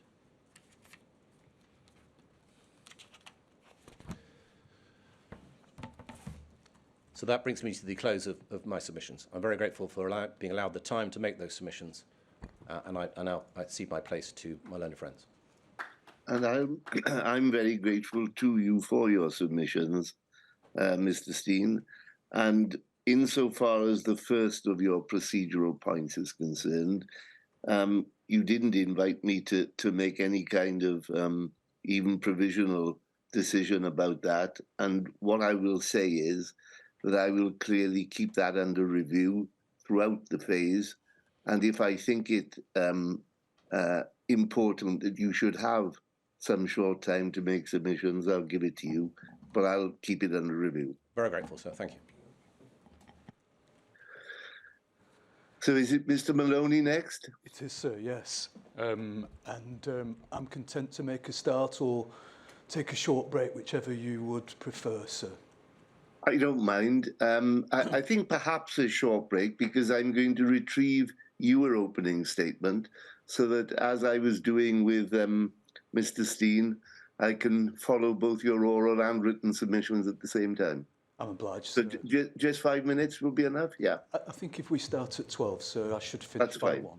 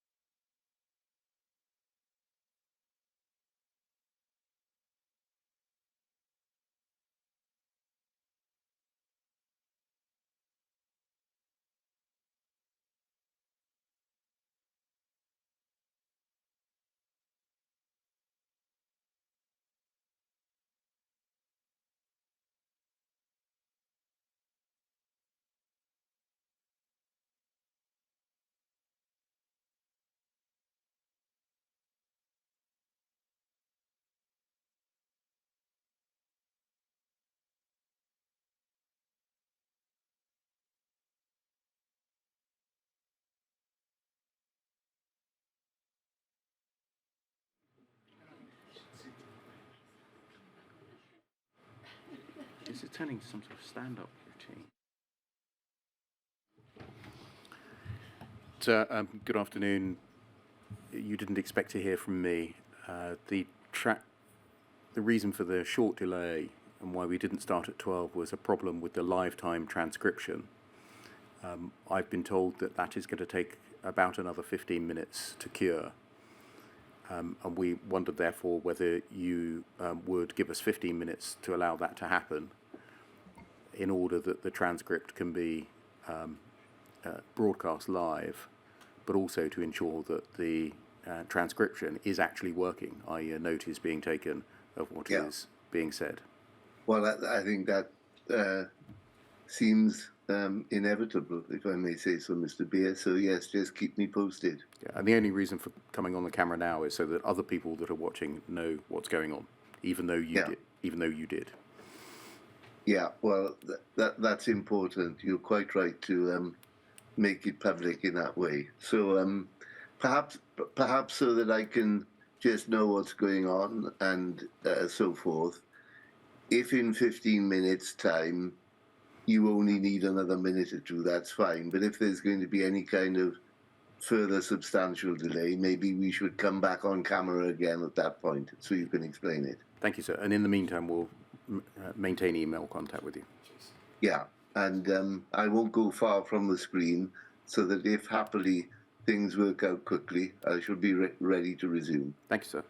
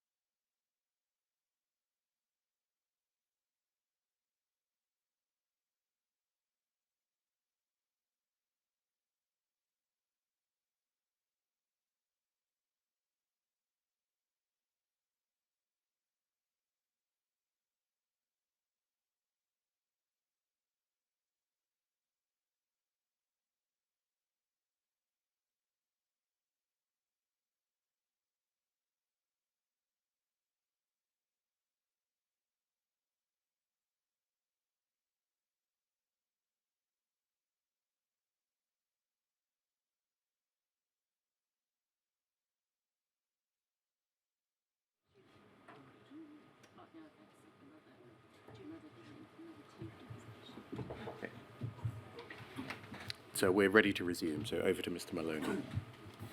Thank you. Thank you, sir.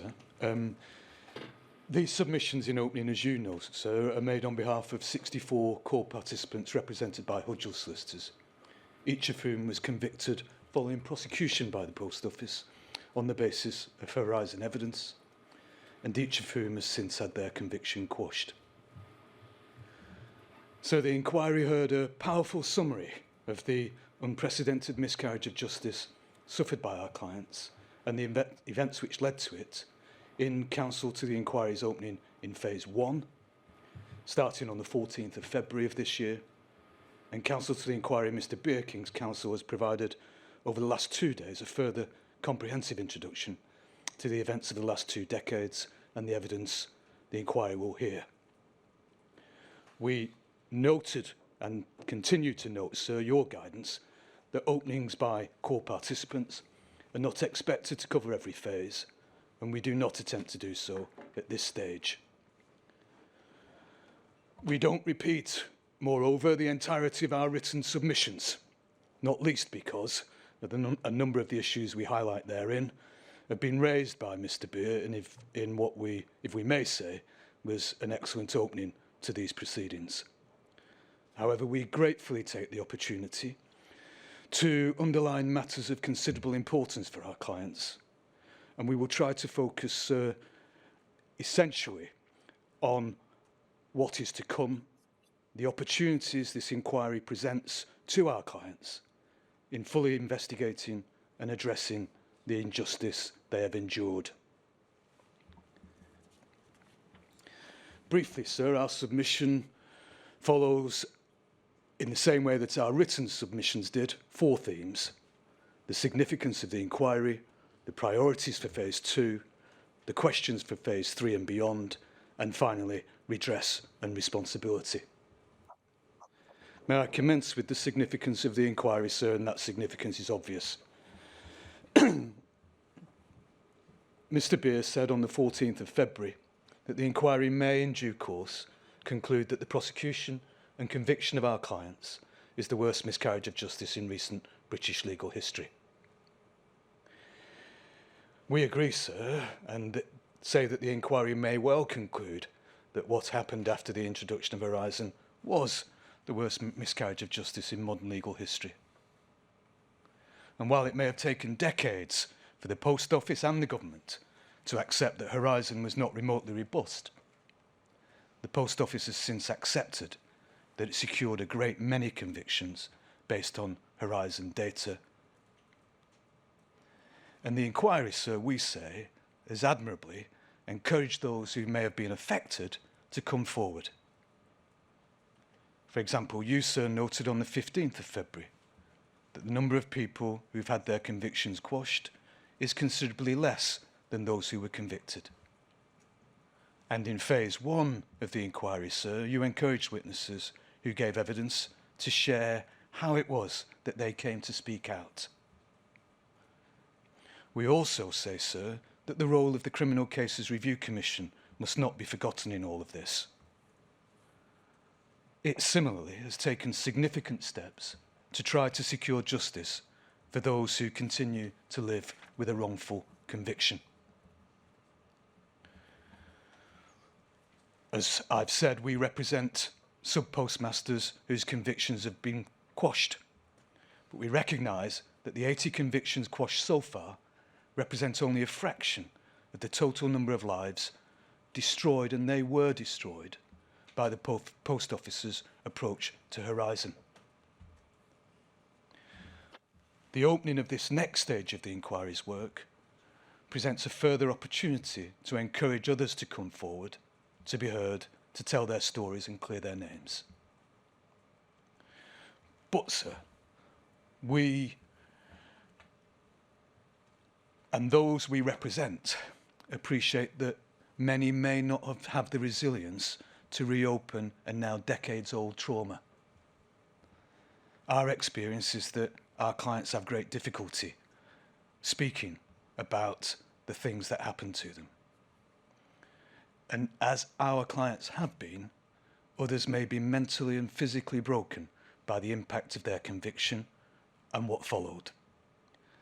So our clients asked the inquiry to remember that for those who may never come forward, the inquiry will be a genuinely important public statement capable of reiterating the truth.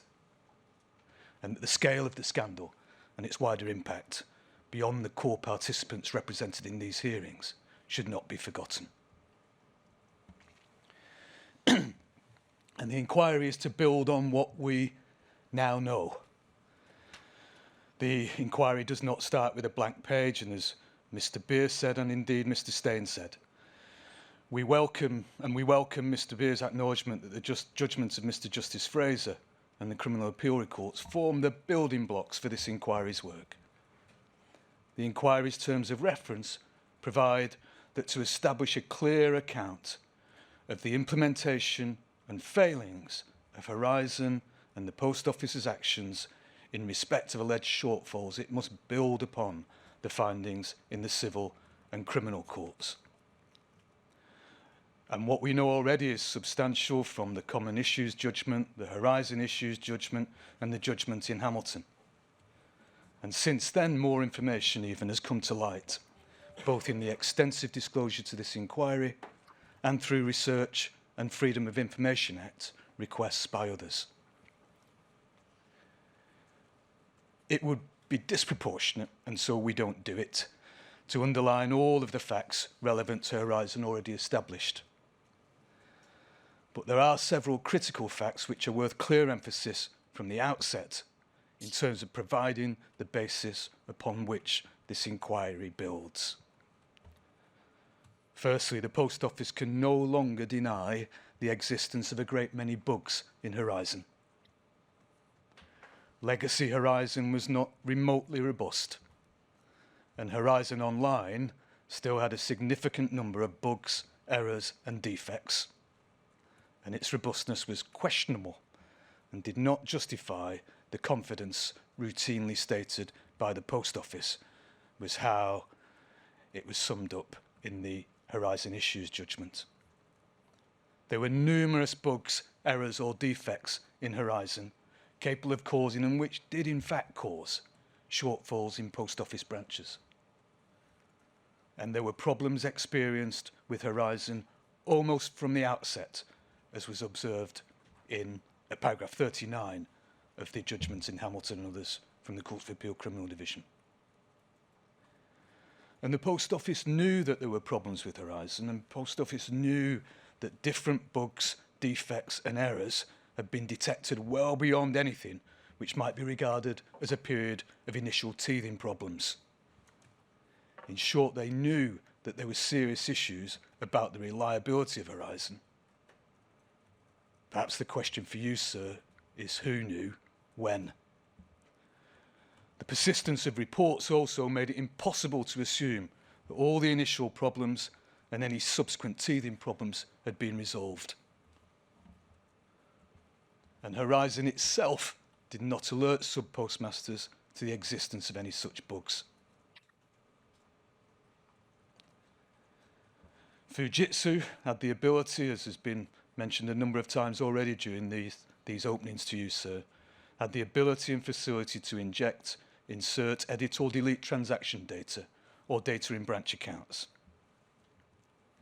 And those concerned with the prosecution of Subpostmasters clearly wished to be able to maintain the assertion that Horizon data was accurate and effectively steamrolled, said the Court of Appeal, over any Subpostmaster who sought to challenge its accuracy.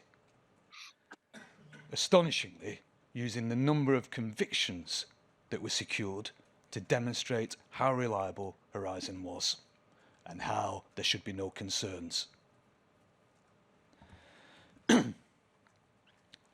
The human impact aspect of this inquiry is very important. The core participants we represent appreciate the Chair's message, your message, sir, of the 30th of September 2022, which acknowledged both the significance of Phase 1 and its deep impression. Our clients were genuinely grateful, sir, for the opportunity to speak about their experiences and to be heard.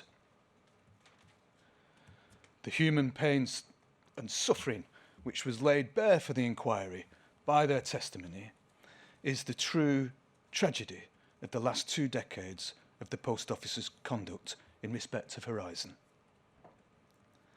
Many lives were destroyed for no good reason.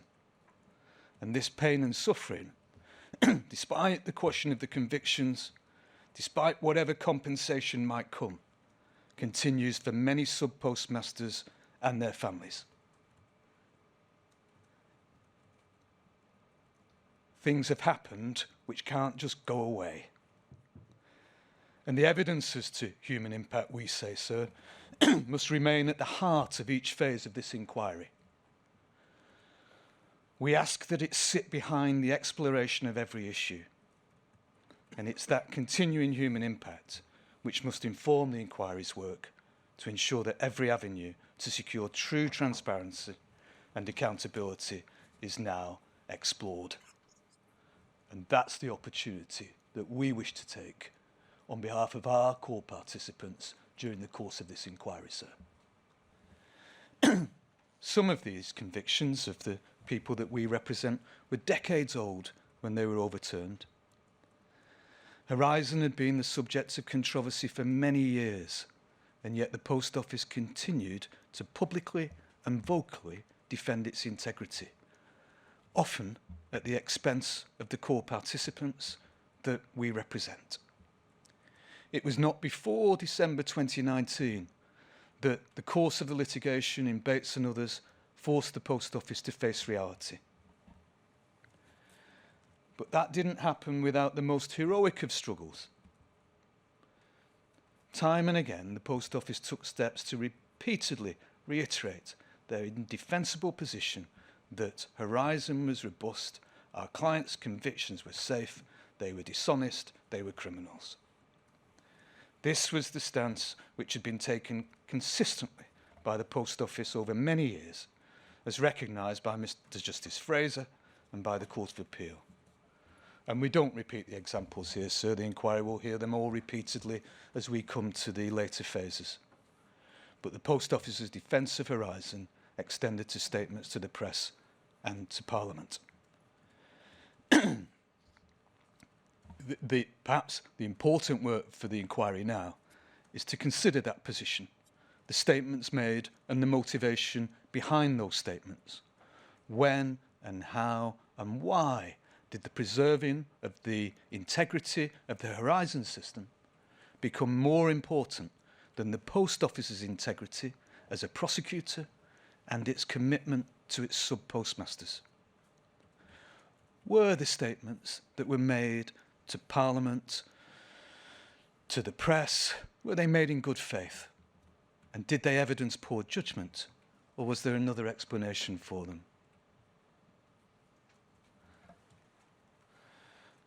And so, just to reiterate the attacks that have been made on the core participants that we represent, the inquiry will recall that the Post Office expressly made submissions to Mr. Justice Fraser on the credibility of sub-postmasters, alleging at least one had lied frequently and brazenly.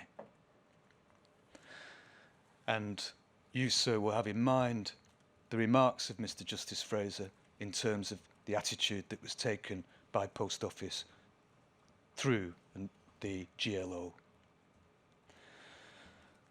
Just on the wider impact of the inquiry, sir,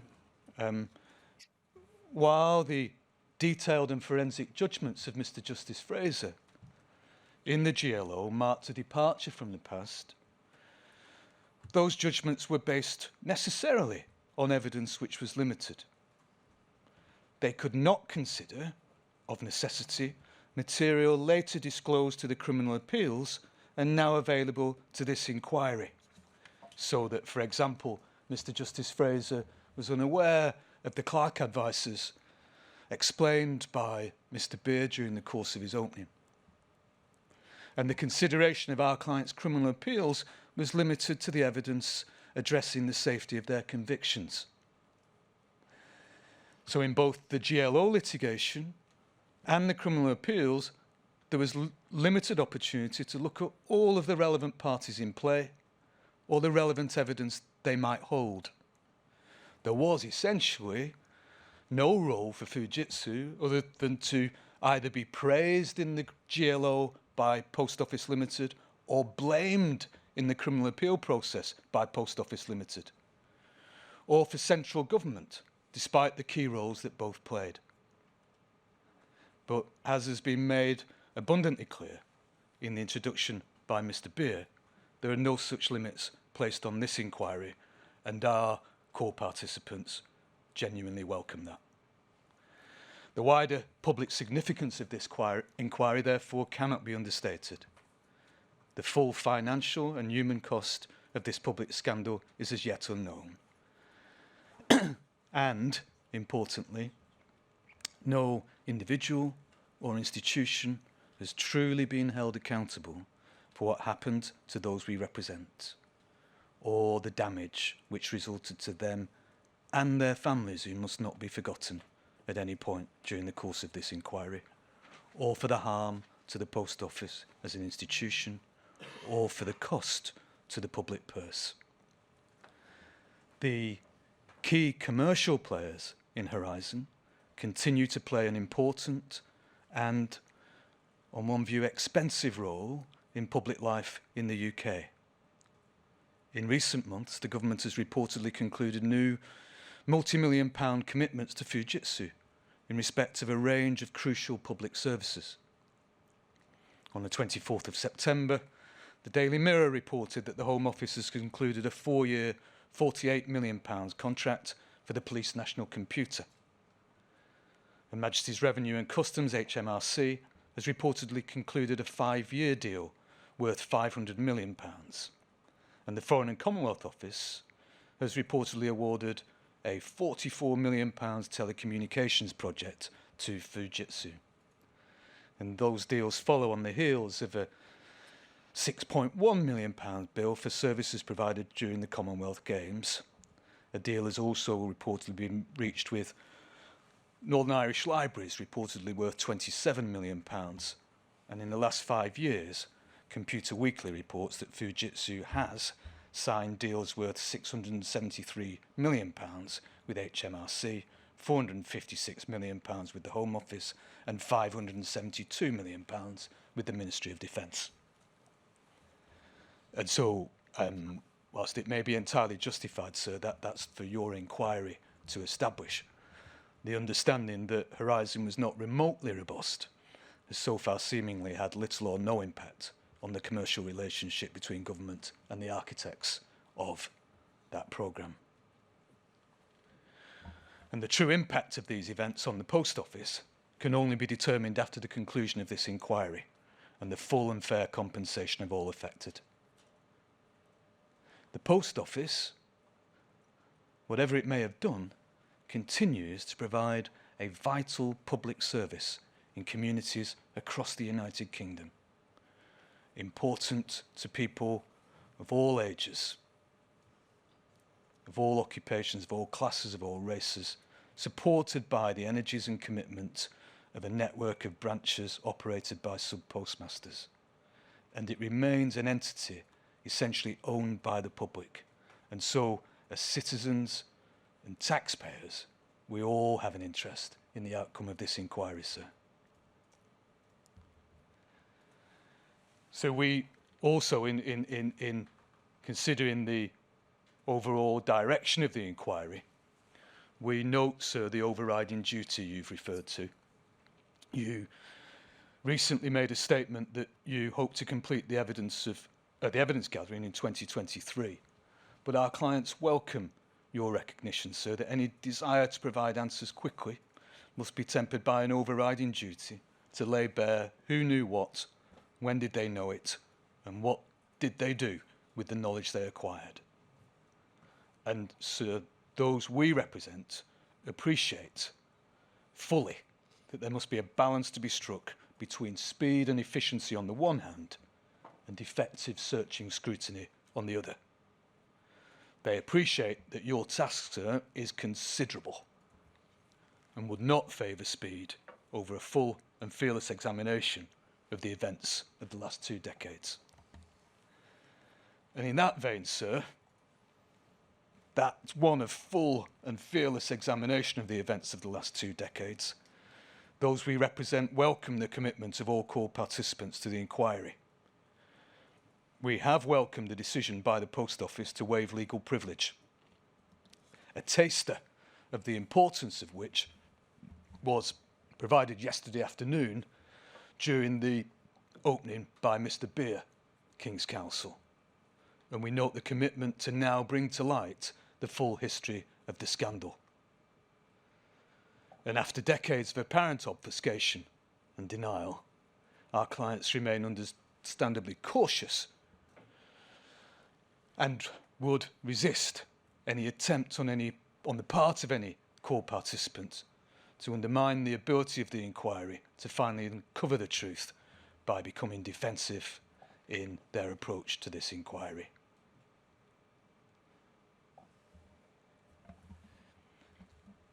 So that's our overall submissions as to the scope of the inquiry.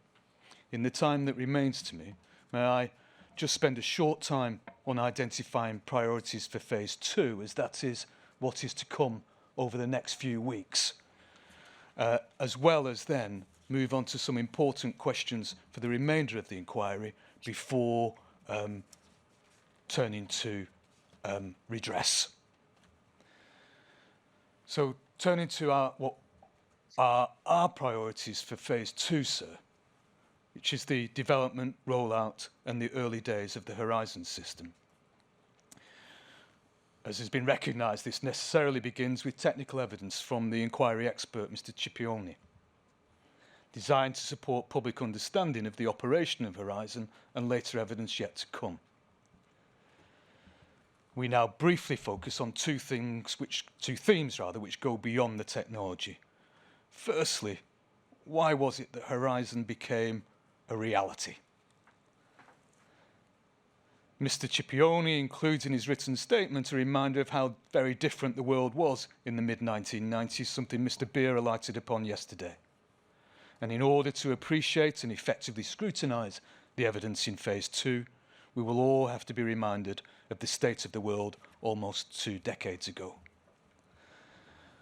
We're not going to repeat the detailed introduction by Mr. Beer to the inception of Horizon, but it's well known that Horizon did not start its life only as an accounting system for the Post Office, but that is what it ended up as.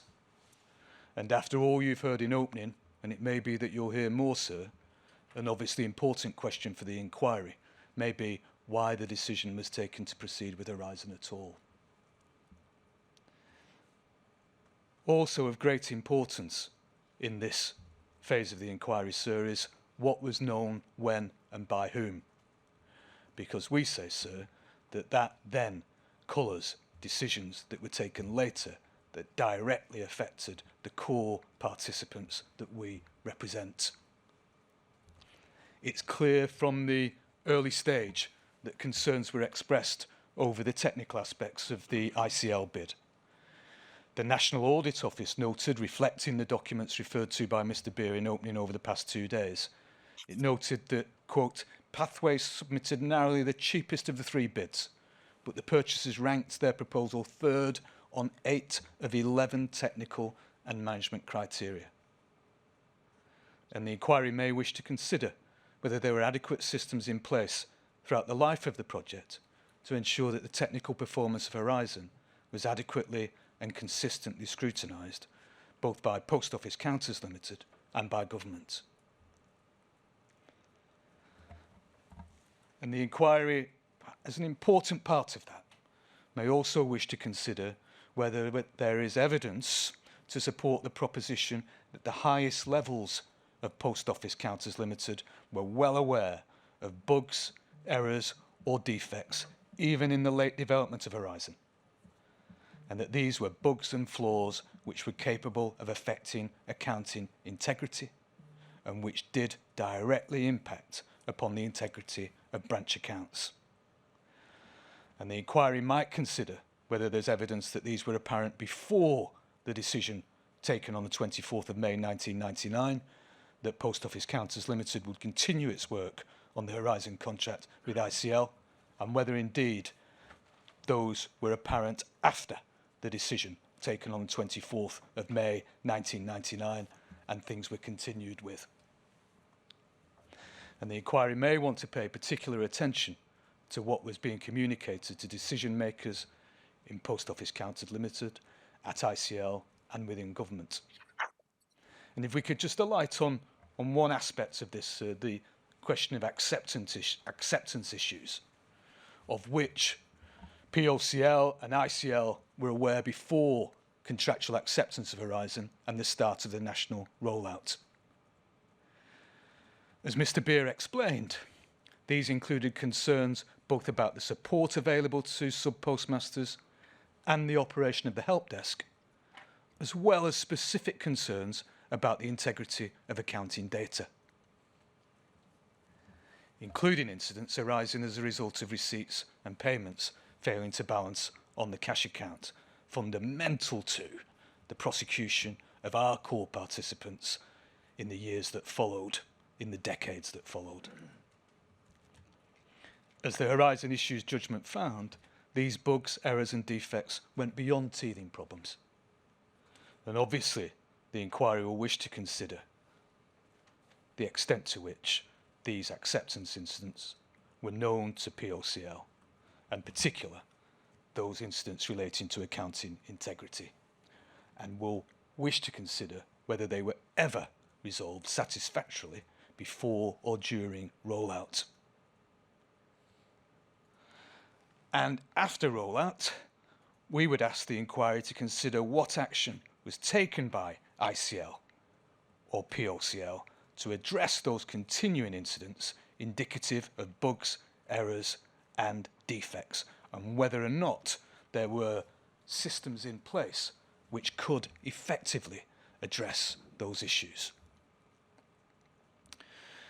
And in that context, we'd ask the inquiry to consider whether there was ever any evidential basis for the mantra of POL that Horizon could be considered robust. And if the inquiry is satisfied that there was evidence of bugs, errors and defects from the outset, what reason or motivation there might be for Horizon to be viewed with such confidence by the key players. The inquiry is likely to hear, and we hope it will hear, pertinent evidence on the commercial motivation for the original Horizon project. It may hear evidence from ministers and officials and from Fujitsu on why the project was continued in the summer of 1999 rather than terminated. In particular, the impact of the withdrawal of the benefits agency and the termination of plans for the benefits payment card is something that the inquiry we hope will consider for the business strategy and future plans of POCL. The inquiry is likely to hear that POCL had estimated that if all benefits agency income were lost, up to half of the then current network of 19,000 offices could close, and the remaining offices would need a subsidy to stay open. And we give the reference to that without turning it up at this stage, which is HMT 6034 at page 5 and at bullet point 1.5. And at the same time that those concerns were being expressed in 1999, the government was consulting on the future of the post office. A white paper, Post Office Reform, a world-class service for the 21st century, was published by the Blair government in July 1999. That's 2 months, sir, after Post Office Counters Limited had agreed to continue its relationship with ICL.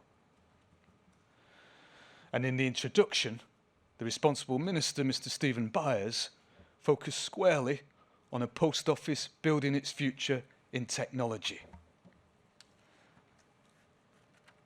And then in March 1999, the government published its white paper, Modernising Government, which focused on the government's commitment to deliver just that, including a commitment to information age government or the digitisation of government services.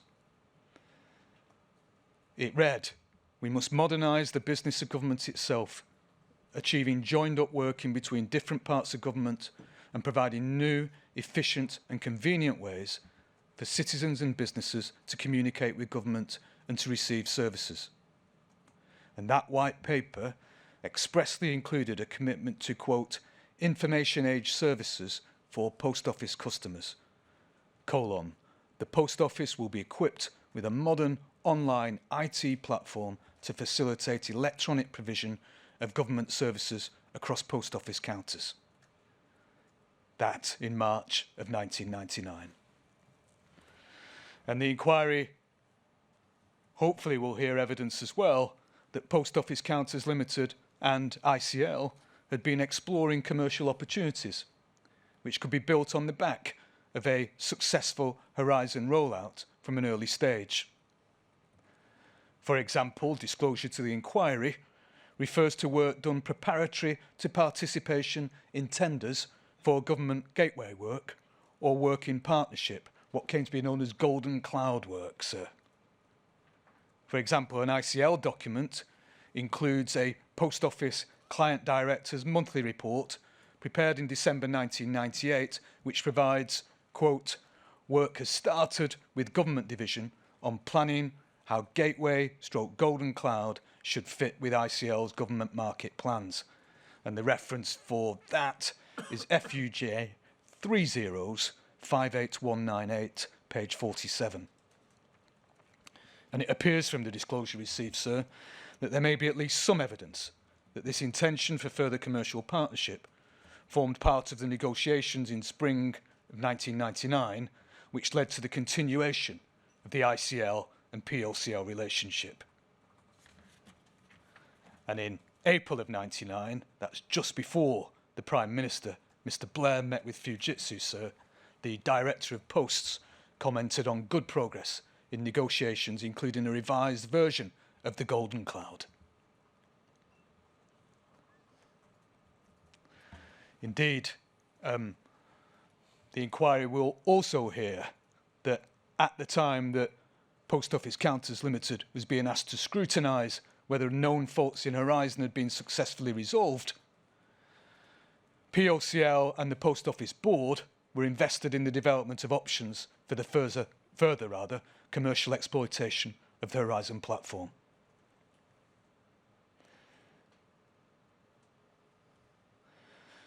They were considering network banking and the further exploitation of Horizon for potential government gateway contracts.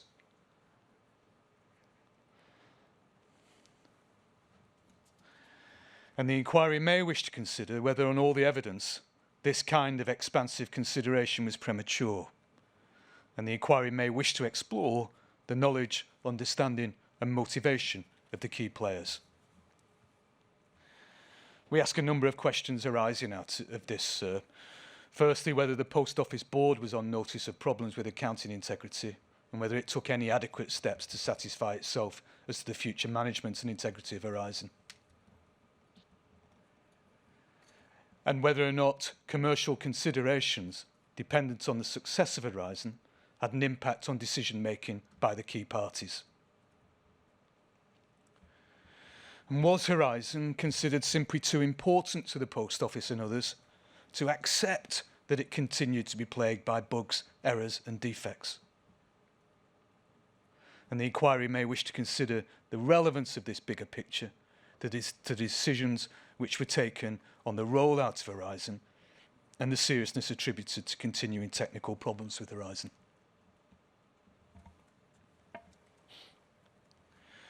We ask whether or not Post Office Board members and ministers were appropriately informed of risks and were known and continuing technical difficulties overlooked or were they obfuscated.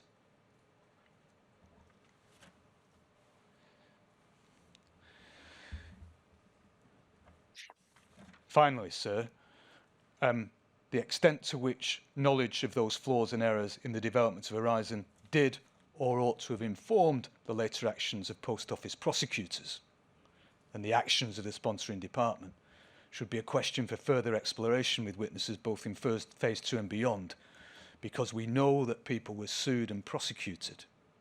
An utterly central question is, with what knowledge? Briefly, sir, questions for phase 3 and beyond before going briefly to redress. We don't propose to rehearse in full the crucial issues for the inquiry. Instead, we provisionally highlight just a few matters which the inquiry may wish to explore in the evidence yet to come. And those are matters, just to highlight the importance of phase 2, sir, which we say will necessarily be informed by the evidence heard in phase 2. Firstly, reliance on professional reports, advice and reviews. The reliance on such reports and advice and reviews will be a repeated theme for consideration by the inquiry, from the engagement of second sight to the role of legal advice from legal practitioners, who've been named already a number of times during the course of the openings. The core participants we represent consider that there will be repeated questions for the inquiry to consider over the role of professional advisors and reviewers engaged by the Post Office or others to inform their position on Horizon. In the consideration of expert or independent input, the inquiry may wish to subject the substance of any advice given to close scrutiny, such as what were the instructions given and the scope of any advisor's role. Were they given a full and accurate picture by those instructing them? And were they constrained in their task, whether by resources, time, access, skill? And if so, were those constraints due to the actions of Post Office, Fujitsu, or any other actor? What happened to their reports when they were completed? To whom were they communicated or circulated? Were they secret? By whom were they read? For example, ministers. And were advisors able to operate in a way which was truly independent? And did they exercise apparent and de facto independence from the parties? Were there any conflicts of interest? And did they have the relevant skills? The inquiry may ultimately wish to consider whether advice supportive of Horizon was too heavily or readily relied upon, and advice critical of Horizon ignored or diminished. Secondly, sir, why there was such delay in Post Office Limited and Fujitsu accepting the irresistible truth about Horizon. It should be without a doubt that this is one of the most significant concerns for our clients. The missed opportunity for the Post Office to accept at an earlier stage that the treatment of our clients was wrong. The inquiry will, of course, revisit these issues in later stages, including the work of Second Sight and the mediation scheme led by Sir Anthony Hooper, as well as the Post Office's conduct of the GLO litigation. It will be a repeated theme for the core participants we represent. There were many occasions when the Post Office refused to accept that the bugs, errors and defects in Horizon were known and relevant to its treatment of our clients. And we hope it will be an important exercise for the inquiry to consider the reasons why the Post Office took the actions that it did and who took them, against the background of what was known about Horizon. The importance of phase 2 again. For those we represent, this may be one of the most critical exercises for this inquiry. As the inquiry was heard, each of the years that they had to wait were exceptionally hard years, financially and emotionally, for them and their families. Many did lose loved ones during that time. They died without knowing that the sub-postmaster in question would be vindicated. And as the inquiry knows, not all sub-postmasters have been able to survive to see the all-important decisions of 2019 or the apparent sea change in approach by the Post Office. And so the question of why it took so long has many implications. And finally, sir, recovery, redress and responsibility. The inquiry has from the outset recognised the importance of prompt and tangible compensation for affected sub-postmasters. And those we represent, sir, have repeatedly welcomed the proactive approach taken by you, sir, and the inquiry team to the question of compensation for all, including, importantly, those whose convictions have been quashed but have not yet received an interim payment, members of the GLO, and those who have applied the historical shortfall scheme. Again, we welcome on their behalf, sir, the decision to revisit the matter of compensation in a further hearing on the 8th of December this year. And we are able to say at this stage, sir, perhaps as some encouragement, that whilst matters are ongoing and confidential, we have made progress in relation to issues affecting our clients in the months since you first heard submissions in relation to compensation, sir. Now, while full and fair compensation for every person affected remains an urgent priority for our clients, it's by no means the only priority. This inquiry serves an undeniable public purpose in seeking answers to the questions our clients have relentlessly pursued for decades in the face of defensiveness, dismissiveness, aggression, and personal condemnation. Every review or report which previously failed to look behind the fiction that Horizon was robust compounded the trauma of our clients and their families.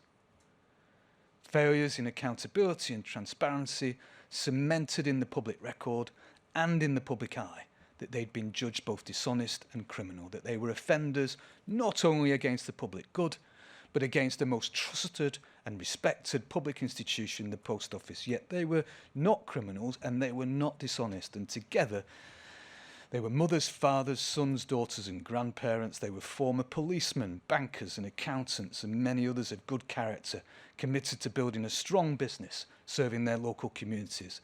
They were community volunteers and local councillors.